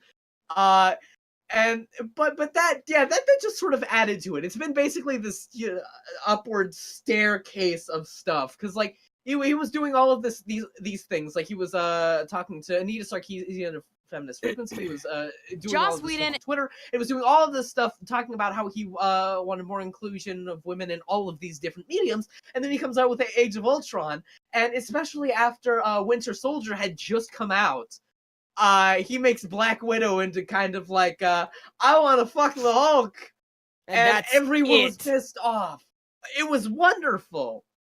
I wonder thought it if- was hilarious. I wonder if DC is blaming Joss Whedon on Superman versus, or not, the Justice League. the Justice League for not making much money. I don't know. They could be. Because that would just go to show their short-sightedness. Well, yeah, absolutely. But here's the thing. I don't think that he was like. He might have been kicked off, yes. But again, like he said specifically in the thing, he couldn't hammer down what it was he wanted to do with Batgirl. He just wanted to do Batgirl for the most transparent fucking reasons. Like, this man wanted to do another Wonder Woman with Batgirl. He wanted to make a movie that would, be culturally relevant. He wanted to do that. But in he didn't his have a fucking defense- story. He had no idea what he was gonna do. In his defense, that's always been kind of his MO. Yeah. Like with yeah. Buffy the Vampire Slayer was much the same yeah. thing. So Well, yeah, but the thing is, like, back then, I almost feel like he's become a worse writer since then. maybe, but like if he's trying to create a Batgirl movie in DC's current landscape of movies, what do you even do? Yeah, fair enough. So Yeah, and that maybe was a problem, but because it's like he has to sit there and go, I have to make a story, but it has to be like connected to these movies, not the Dark Knight movies. Like it's just, I could see that being a problem. Yeah, and yeah, fair enough.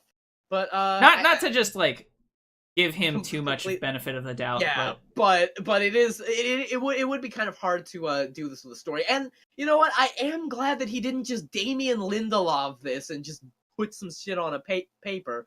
Because, I mean, that would have made him look worse and would have made this, like, hate for him go a little bit higher. And well, you know what? No, actually, I take that back because I'm a man who loves drama and feeds on it like some sort of horrible, disgusting But gremlin vampire. keep in mind, we So- still live in the same world that has people asking for a Zack Snyder cut of the Justice League. So That is true. You Like- do make a point there, my friend. so people just don't know Yeah. what they want. This world. Yeah. So some people really like Zack Snyder. That's one of the things a lot of people have talked about the Zack Snyder superhero movies as being, they compare them to Citizen Kane. But hold your laughter for a second, because they have a reasoning behind this. They compare it to Citizen Kane and Kubrick in that critics don't like them now, but they believe that as time will go on, they will start to appreciate them later. I mean, you have to make a good movie first. Yeah, these fucking Man of Steel, nobody's going to be like looking at this shit and thinking, oh, this was actually a triumph of film and really one of the really something that we can look back on and I say feel like this that one is incredible. in the same realm as Avatar, which Yeah. looks worse the longer you think about it. Yeah, Except Avatar, everybody liked when it came out. yeah, Yeah. Yeah. Well, so yeah. Man of Steel has a bar that's even lower. really Well, low and just gets lower. Man of Steel was decently liked when it came out. It wasn't. Yeah. I feel like the hate for it has kind of built up over time, and I think Batman versus Superman like made people relook Sort of at it entrenched on that, and yeah. think about it. Yeah, but I think that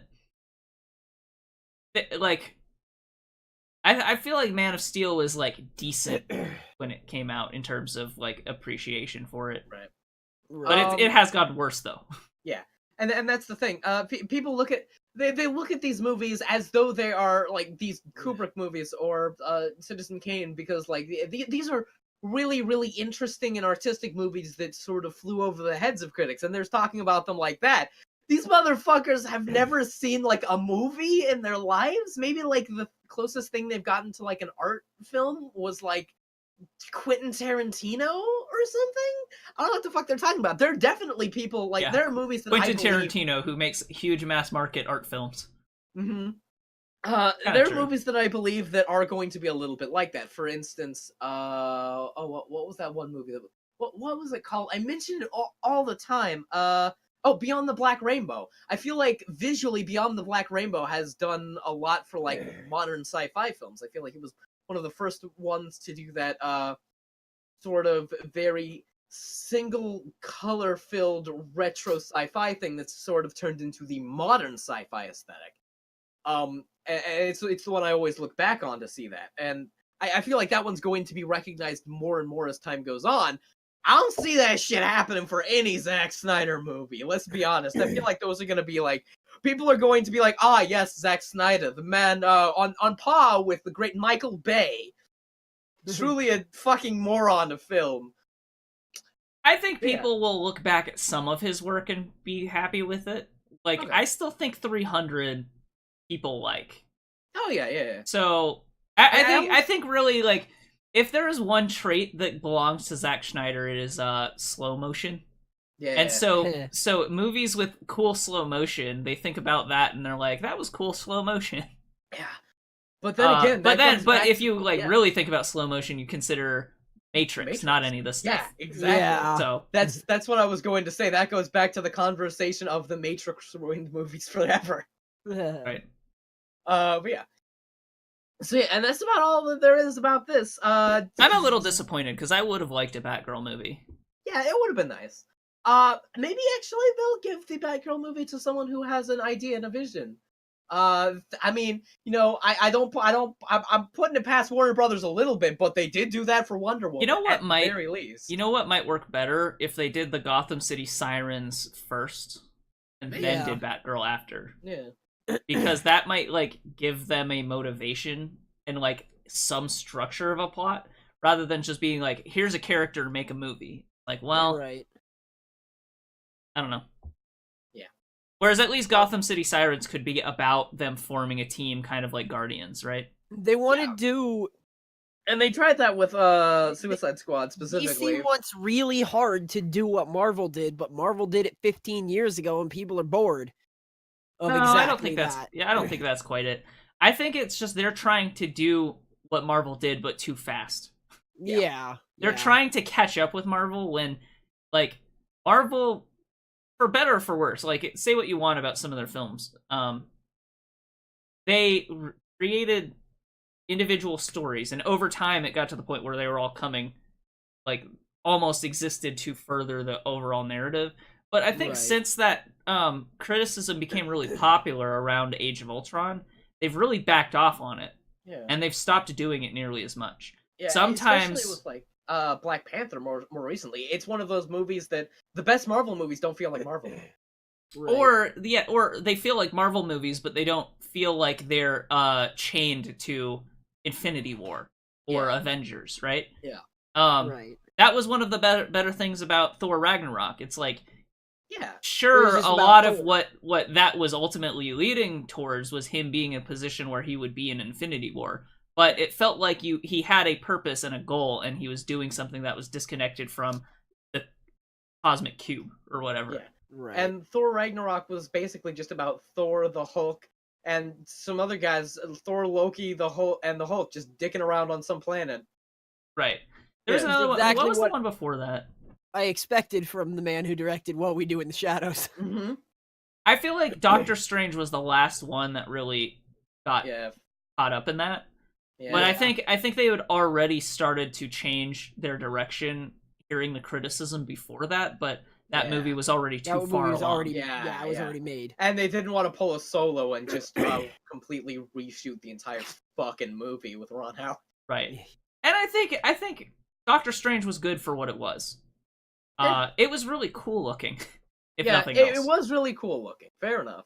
And like, it had the Time Stone featured prominently in it, but that makes sense for Doctor Strange. So yeah. I don't know. Was like one of the sources of his powers. The next. Go ahead. I was just gonna say, let's move on. Oh yeah, okay. That's what I was doing. Yeah, exactly. Anyway, so I made a joke about, like, not doing the other, like, type of news, but here's a little bit of the other type of news. Russia's culture ministry sues a movie theater after screening The Death of Stalin. That movie we talked in the first block. Yeah. This doesn't surprise me at all. This is a movie that's like it reveals the dirty fucking history of Russia. About these guys who already knew about would make jokes about how they threw like a grenade to prisoners. There was a specific joke. It was like, so we threw the grenade over there after we pulled the pin, and we just so hilarious. We just saw they were like dancing like fucking monkeys. It was the funniest shit. Well, what was the grenade? What do you mean? What was the grenade? It was a fucking grenade, you moron. What the fuck is he talking about? Yeah, definitely a very down and dirty movie. Definitely kind of really fucked up. It would make sense that they wouldn't want someone to show this to audiences in Russia. So why did the movie theater decide to screen it if it was banned? Like, why did they decide to do that? Especially, it sounds like the movie theater was in Moscow. I don't think it was proactively banned. Yeah. And also, just because you are in some sort of horrible regime doesn't necessarily mean you don't have very angry opinions about how art should be displayed. Like, it was banned. Okay. Yeah, so the person who screened this was probably like, you know what, fuck you guys. I shouldn't be forced to not show this movie. I'm gonna screen it. But it's in the middle of the capital of Russia. Well, that's why, because if they're gonna screen it as a protest, true. They're gonna protest in the largest city. So that's fair. That makes sense. So yeah. But I mean, if you think about it, Germany has a very similar thing when it comes to World War II. They don't like, there's no Nazi paraphernalia allowed in anything. Yeah. Right. And that's kind of weird because, like, the best movie about Hitler that I can think of, Downfall, was a German film. Huh. So yeah. It's really dumb because it's like, I don't know, say what you want about American colonialism or whatever through the history, but at least we, like, are self-aware of the mistakes that the United States has made. And it feels like Germany, it like hides their connection with the Nazi Germany, and I don't know, Russia hides their thing with I agree more with Russia Stalin. than Germany. I feel like Germany is like trying a little too hard to make sure it doesn't happen again, but Russia's definitely hiding that shit. Yeah. Well, yeah, I mean, I think everybody knows about World War II. Everybody, like, there's in America, nothing you really but can't hide. I don't know. in America, but I think they don't teach it the same way in Germany. In Japan, they literally do not teach World War II in textbook in history class. Yeah. Like in order to learn about World War II in Japan, you have to ask people who were in World War II. So it's like there's just such I don't know. It feels like not the right thing to do to suppress information regardless of what it is. And as many mistakes, I definitely agree. Like with there's like places in Texas that like you were saying about the American colonialism thing. There's states that you'd have to go outside of that to even learn about some of this stuff. And it's like I completely agree. I don't believe that anyone should be doing that. I believe history should be taught as it is, especially if the intention is to prevent it from happening again. If nobody knows about it, then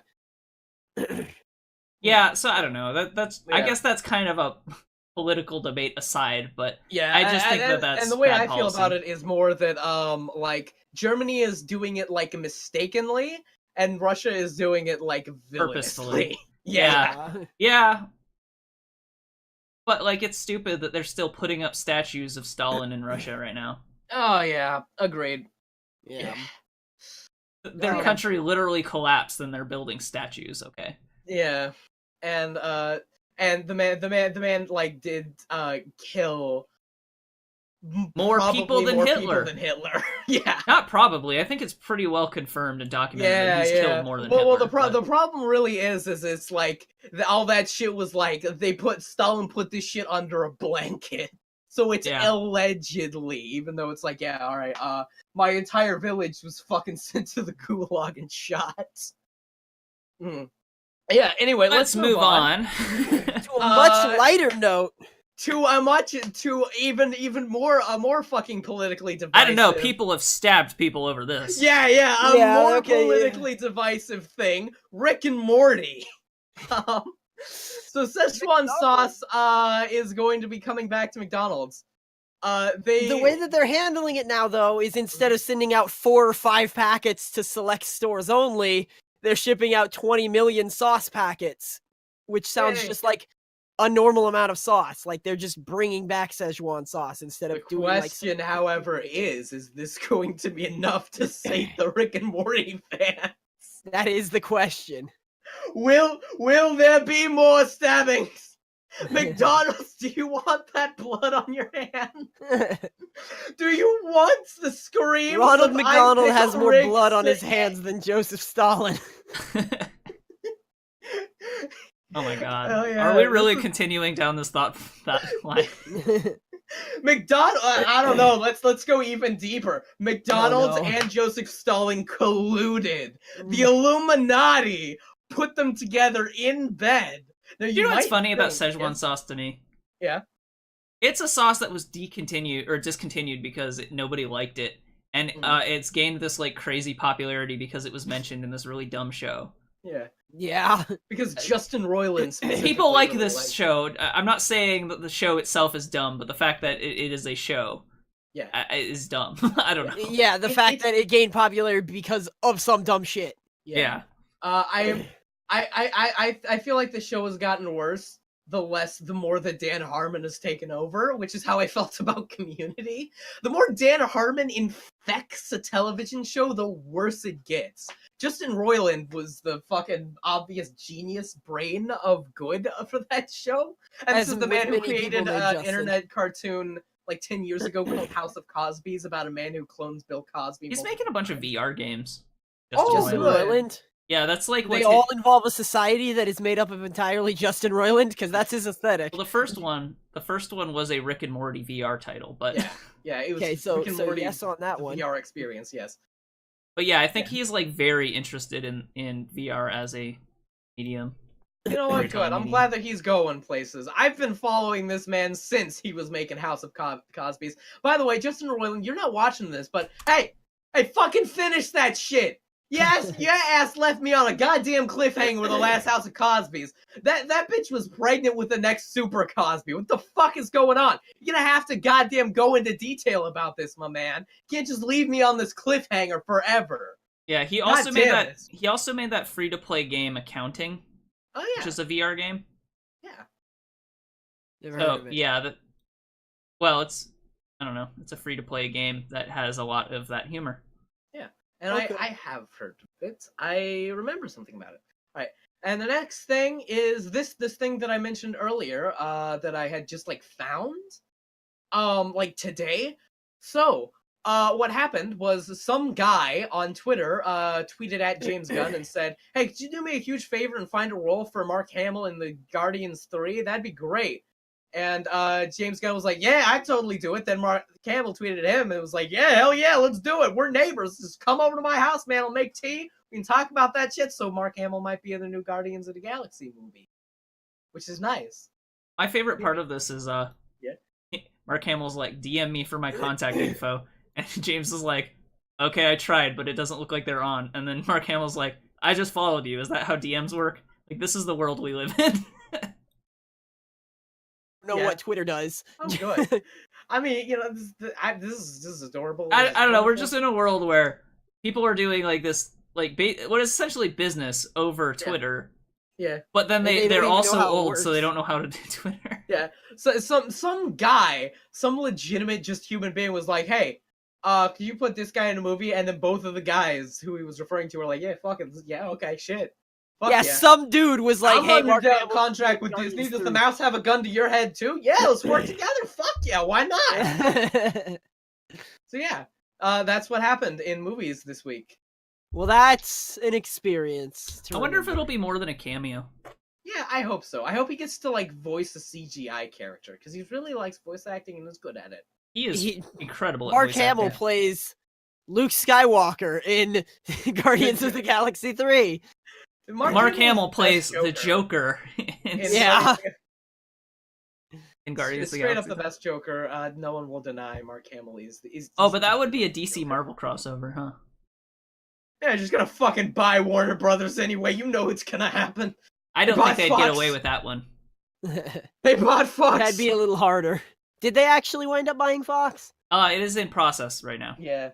Okay. So they have to do court stuff, and assuming that they don't block it, it'll go through. Yeah. I don't assume they would, but it's hard to say because Trump's administration has been kind of bullish on mergers, so it's hard to say. Which is weird because it's a Republican administration, so you Yeah. think it wouldn't be, Yeah. but it is. That So is kind of weird. yeah. I don't know. I remember when you talked about the like the Uncanny Valley thing from Kingdom Come. Yeah. You know, I'm looking in the movie stories like thing that we got, and I'm looking at one of the old ones, and it looks like this man's head was copied and pasted onto his body. I can see what you're talking about here. Like, oh my god, and they don't look like that in the game at all. So Yeah, I don't know. Like, if you watch the trailer, it looks really fucking weird. I don't know. Yeah. All right. So yeah, let's move on to gaming news. All right, game news. So, here's some Metal Gear Survive news. If you're interested in that. Boy. First thing I'm gonna say is it didn't sell After well. hearing this news, I'm not. First thing I'm gonna say, it didn't sell super well. That's not big news, but that happened. I talked to Dalsson and FlashGen about this a little bit earlier. I told you about this. Like at the time, like when it released, I was hanging out with FlashGen and we were playing Stellaris because that got a new expansion, and of course Stellaris was at the top. Metal Gear Survive was in like the middle column on its release date. It was lower than like Rainbow Six Siege's thing. I was surprised. It was lower than the new Call of Duty game that came out. Rainbow Six Siege's DLC is Well, selling Call of better Duty is than always the Survive. best-selling video game every year. Sure. Well, yeah. I mean, well, actually, what was it? At least on PC, it was outsold by like Stardew Valley 2 years ago. It was outsold by a lot of stuff last year. I don't think so because I mean, Steam doesn't release their numbers directly. Really? Yeah. Okay. So That's it's surprising. hard to say. Steam is kind of a black box for a lot of that. Yeah. But they do announce. I think NPD announces it at the end of the year, not counting digital distribution because nobody knows it's a black box. Yeah. Just in terms of retail copies, Call of Duty always wins. So That's surprising to me. Just because I don't hear like anyone. I mean, I know that Call of Duty does have like this huge fan base, and remember I mean, like, when still apparently. remember when Infinite Warfare, that one that was very poorly received, came out? That Yeah. one, despite doing less than worse than they wanted it to, still was the top selling game of that year. Like Weird. that's how Well- how crazy Call of Duty is. Well, and that does surprise me, just because of the fact that like it's not just because like these games are like super poorly received. These games, excuse me, were super poorly received 5 years ago, and now no one even talks about them. Well, the thing is, the people who buy Call of Duty games only buy Call of Duty a lot of time. Fair enough. Yeah, It's they all it's buy, like they might buy Call of Duty in Madden, right? Yeah.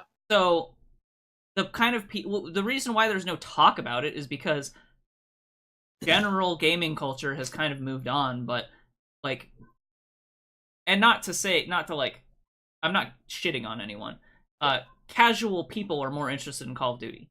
Yeah. So the casual the gamers casual who, market are very specifically into Call of Duty and Madden, like those specific gamers, and maybe Battlefield.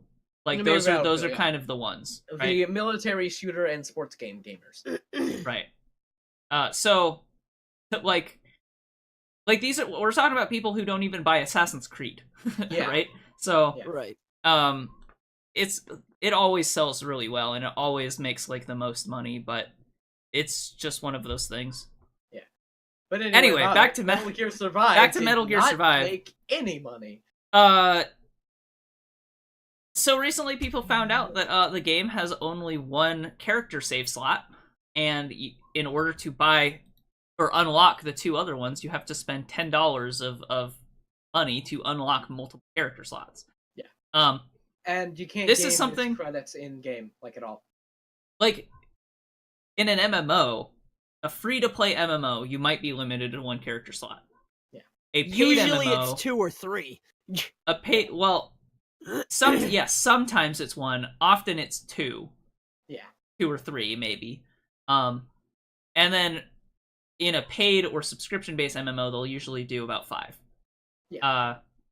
So this is like, it has some precedent, but not as a paid title. Like at $40, it should have unlimited character slots, first of all. But if they did want to do it because of like internet integration or something, more than one, right? Yeah. Even Monster Hunter, which is a Capcom published game, and Capcom has been flinging their games in like different mechanics in their game. Like for example, in one of the newer Resident Evil 3D, or one of the old Resident Evil 3DS games, you could not delete your save. It was impossible. There was no way to delete your save because they didn't want you to sell it back to GameStop. They backed off a little bit on that, but even in Monster Hunter, they give you 3 character slots.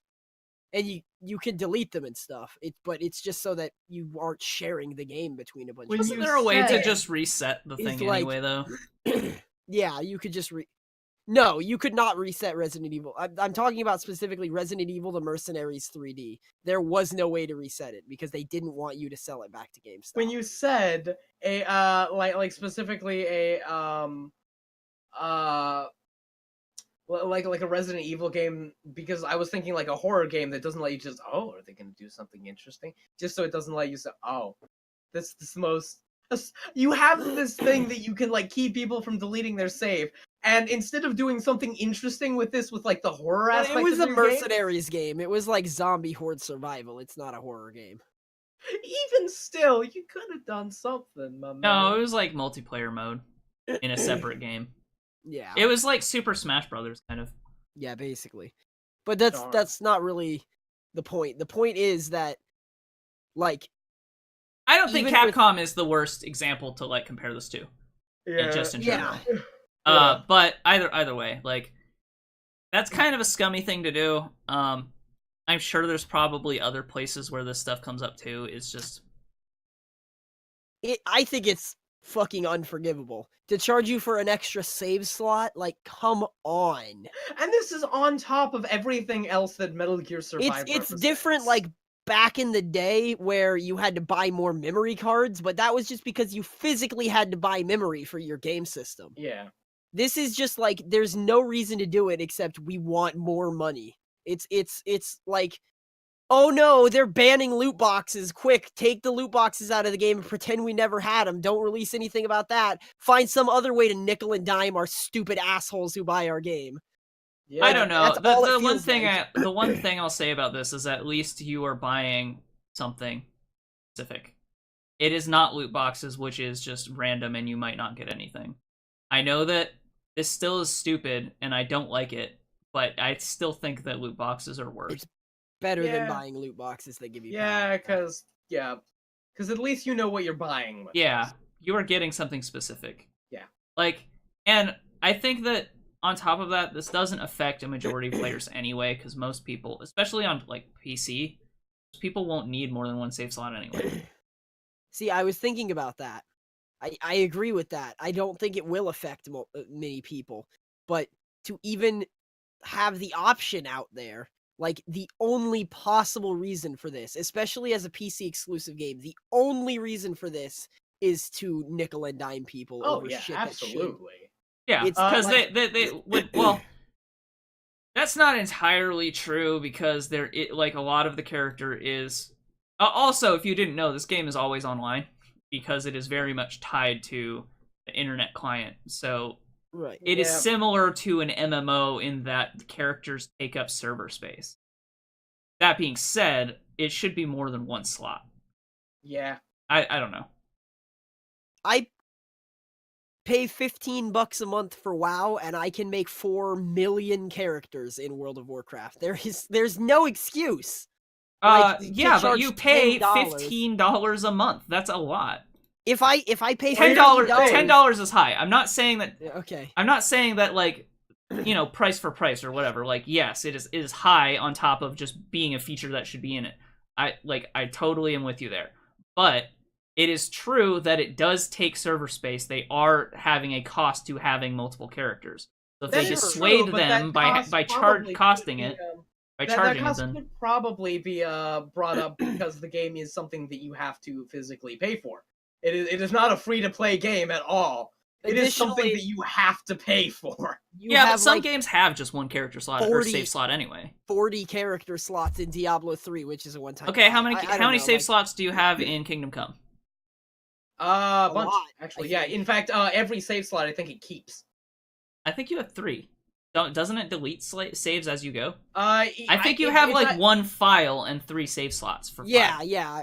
But you can make an and unlimited well, number it's of at files. least 5 save slots. Like there is like a legitimate list. Well, either way. Yeah, and you can make there different are files. games that do this anyway. That, Right. And don't charge for it, but only have one slot. So Sure. Yeah. But the difference is that they're not charging for it. Like Yeah. this is just blatant money grubbing. Yeah. Like if you want it is to greedy, lock your yeah. game No, I'm to not one saying it isn't save- greedy. I'm just saying that there is a cost to what they're doing. Right. It Which is is fair, not 'cause like there it's is. just free on their But, end. It's yeah, minuscule I don't in think amount it's- of data, but it's not like it's absolutely I don't know.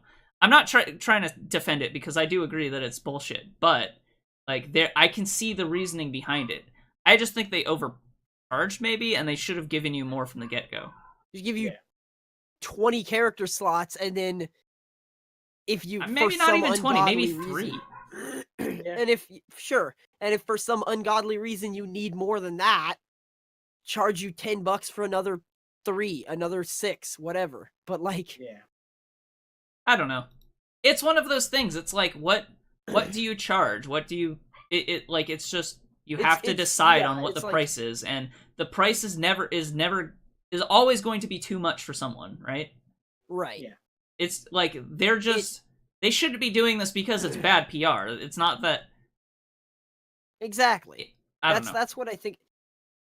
What I think it comes down to is that there is sure monetarily it takes up server space to have a character, right? But to charge for extra save slots like that instead of just giving you a couple and saying we can't support 1 million characters on everybody, like it feel like even from the layman, let's say no, it's a layman who's not I thinking think you're about just server saying the same space. thing again. Like, yes, it is greedy. Yeah. I acknowledge that. It looks like they're just trying. They removed a feature from the game to put in for money, Yeah, they which did. is the whole but they're problem. not with... But they're not the first ones to do that. Sure. So, Um, that's pretty dumb. Yeah. Yeah. Oh, boy. Moving on to our next story. You're gonna have to explain this one to me. What are we on? The one that you posted. Yeah. Okay. So I'm just gonna skip this. Oh, okay. So Final Fantasy 15 is putting a PC demo out, Okay. which is kind of cool because not many games really do demos anymore. Yeah. And one of the things that you get if you buy the game before, I think, end of March or something, is the HVAC suit from Half-Life as a costume for Prompto. Yeah. And his allies and stuff. Which is the weirdest goddamn thing. And this is coming after a interview with someone at Valve, I don't remember, saying that we are still making video games. I think the quote, I don't think it was like that. I think what the quote actually was the Half-Life, like Square Enix or something, whoever was representing them said, like, the Half-Life team gave us permission to use this. And What it's little like, of it is and left. people are like, what Half-Life team? Yeah. So I think that's how that happened. But yeah, so like Half-Life is dead, but you could still play. You want to play Final You could Fantasy? play You can a Japanese man dressed as Gordon Freeman. Yeah. You can still play in the HEV suit as Final Fantasy man if you want. If you want. Yep, that's weird and interesting. Yeah, that's weird. New thing. Like, you want to talk about scummy business practices. Here we go.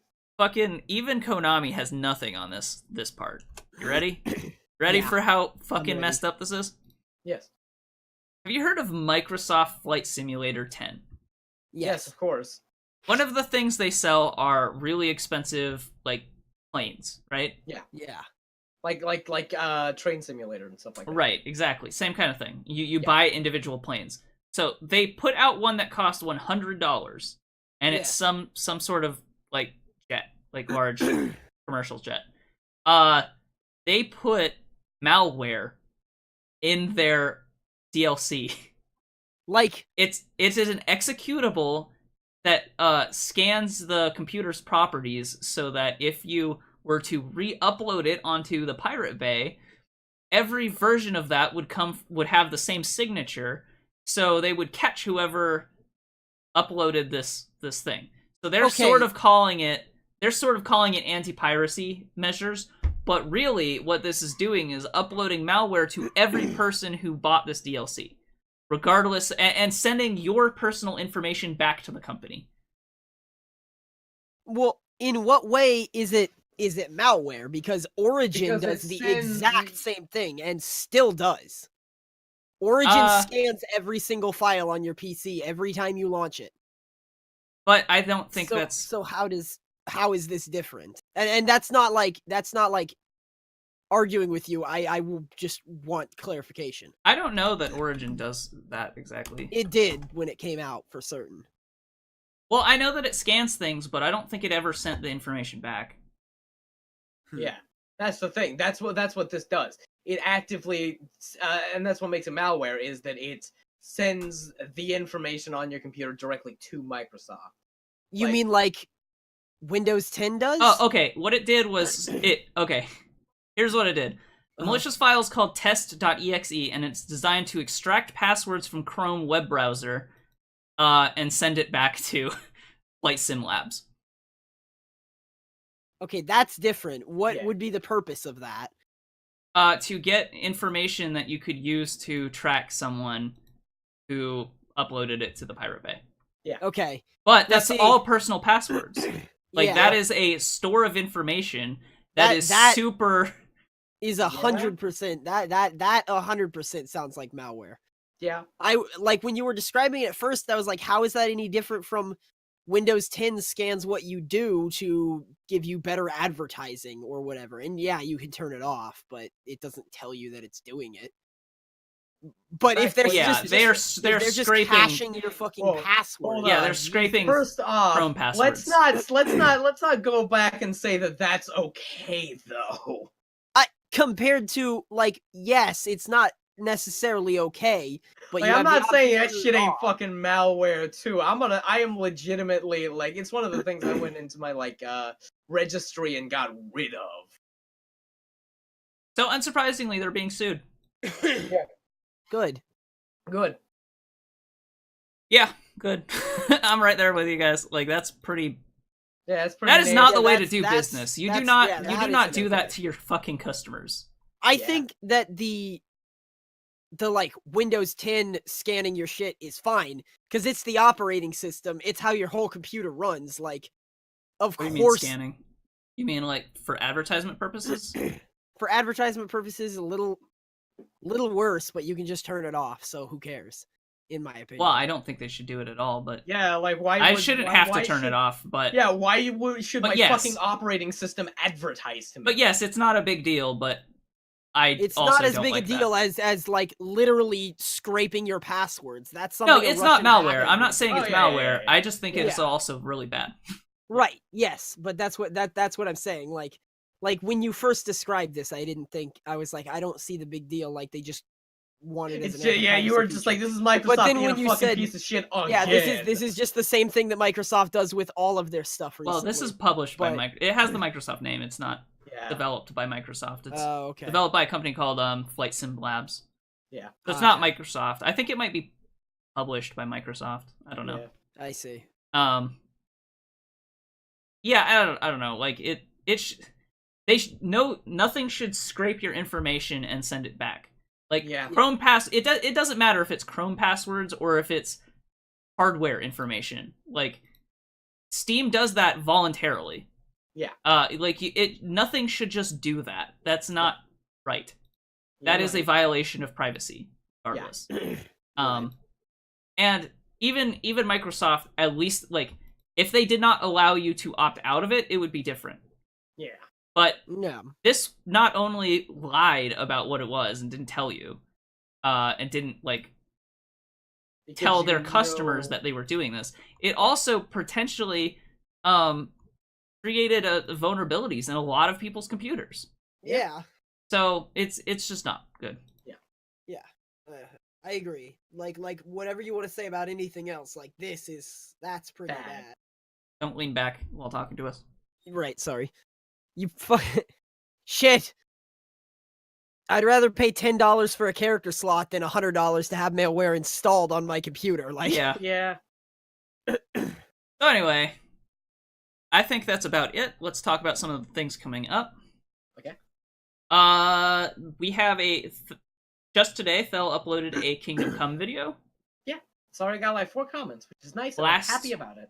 Last Thursday or Wednesday, we uploaded the first Little Nightmares video.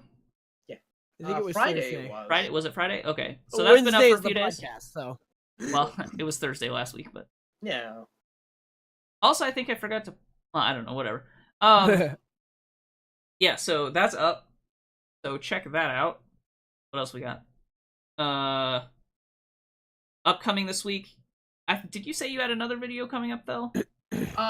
It is going to. It's not this week. It's going to be the week after that. I'm going to make a Yume Nikki video that takes a look at the original Yume Nikki, and then I'm probably going to talk a little bit about the new one in the end. Problem is, I haven't really played it yet. Do we have another Little Nightmares coming up on Friday? Yep. We should. And then also there was that other horror game.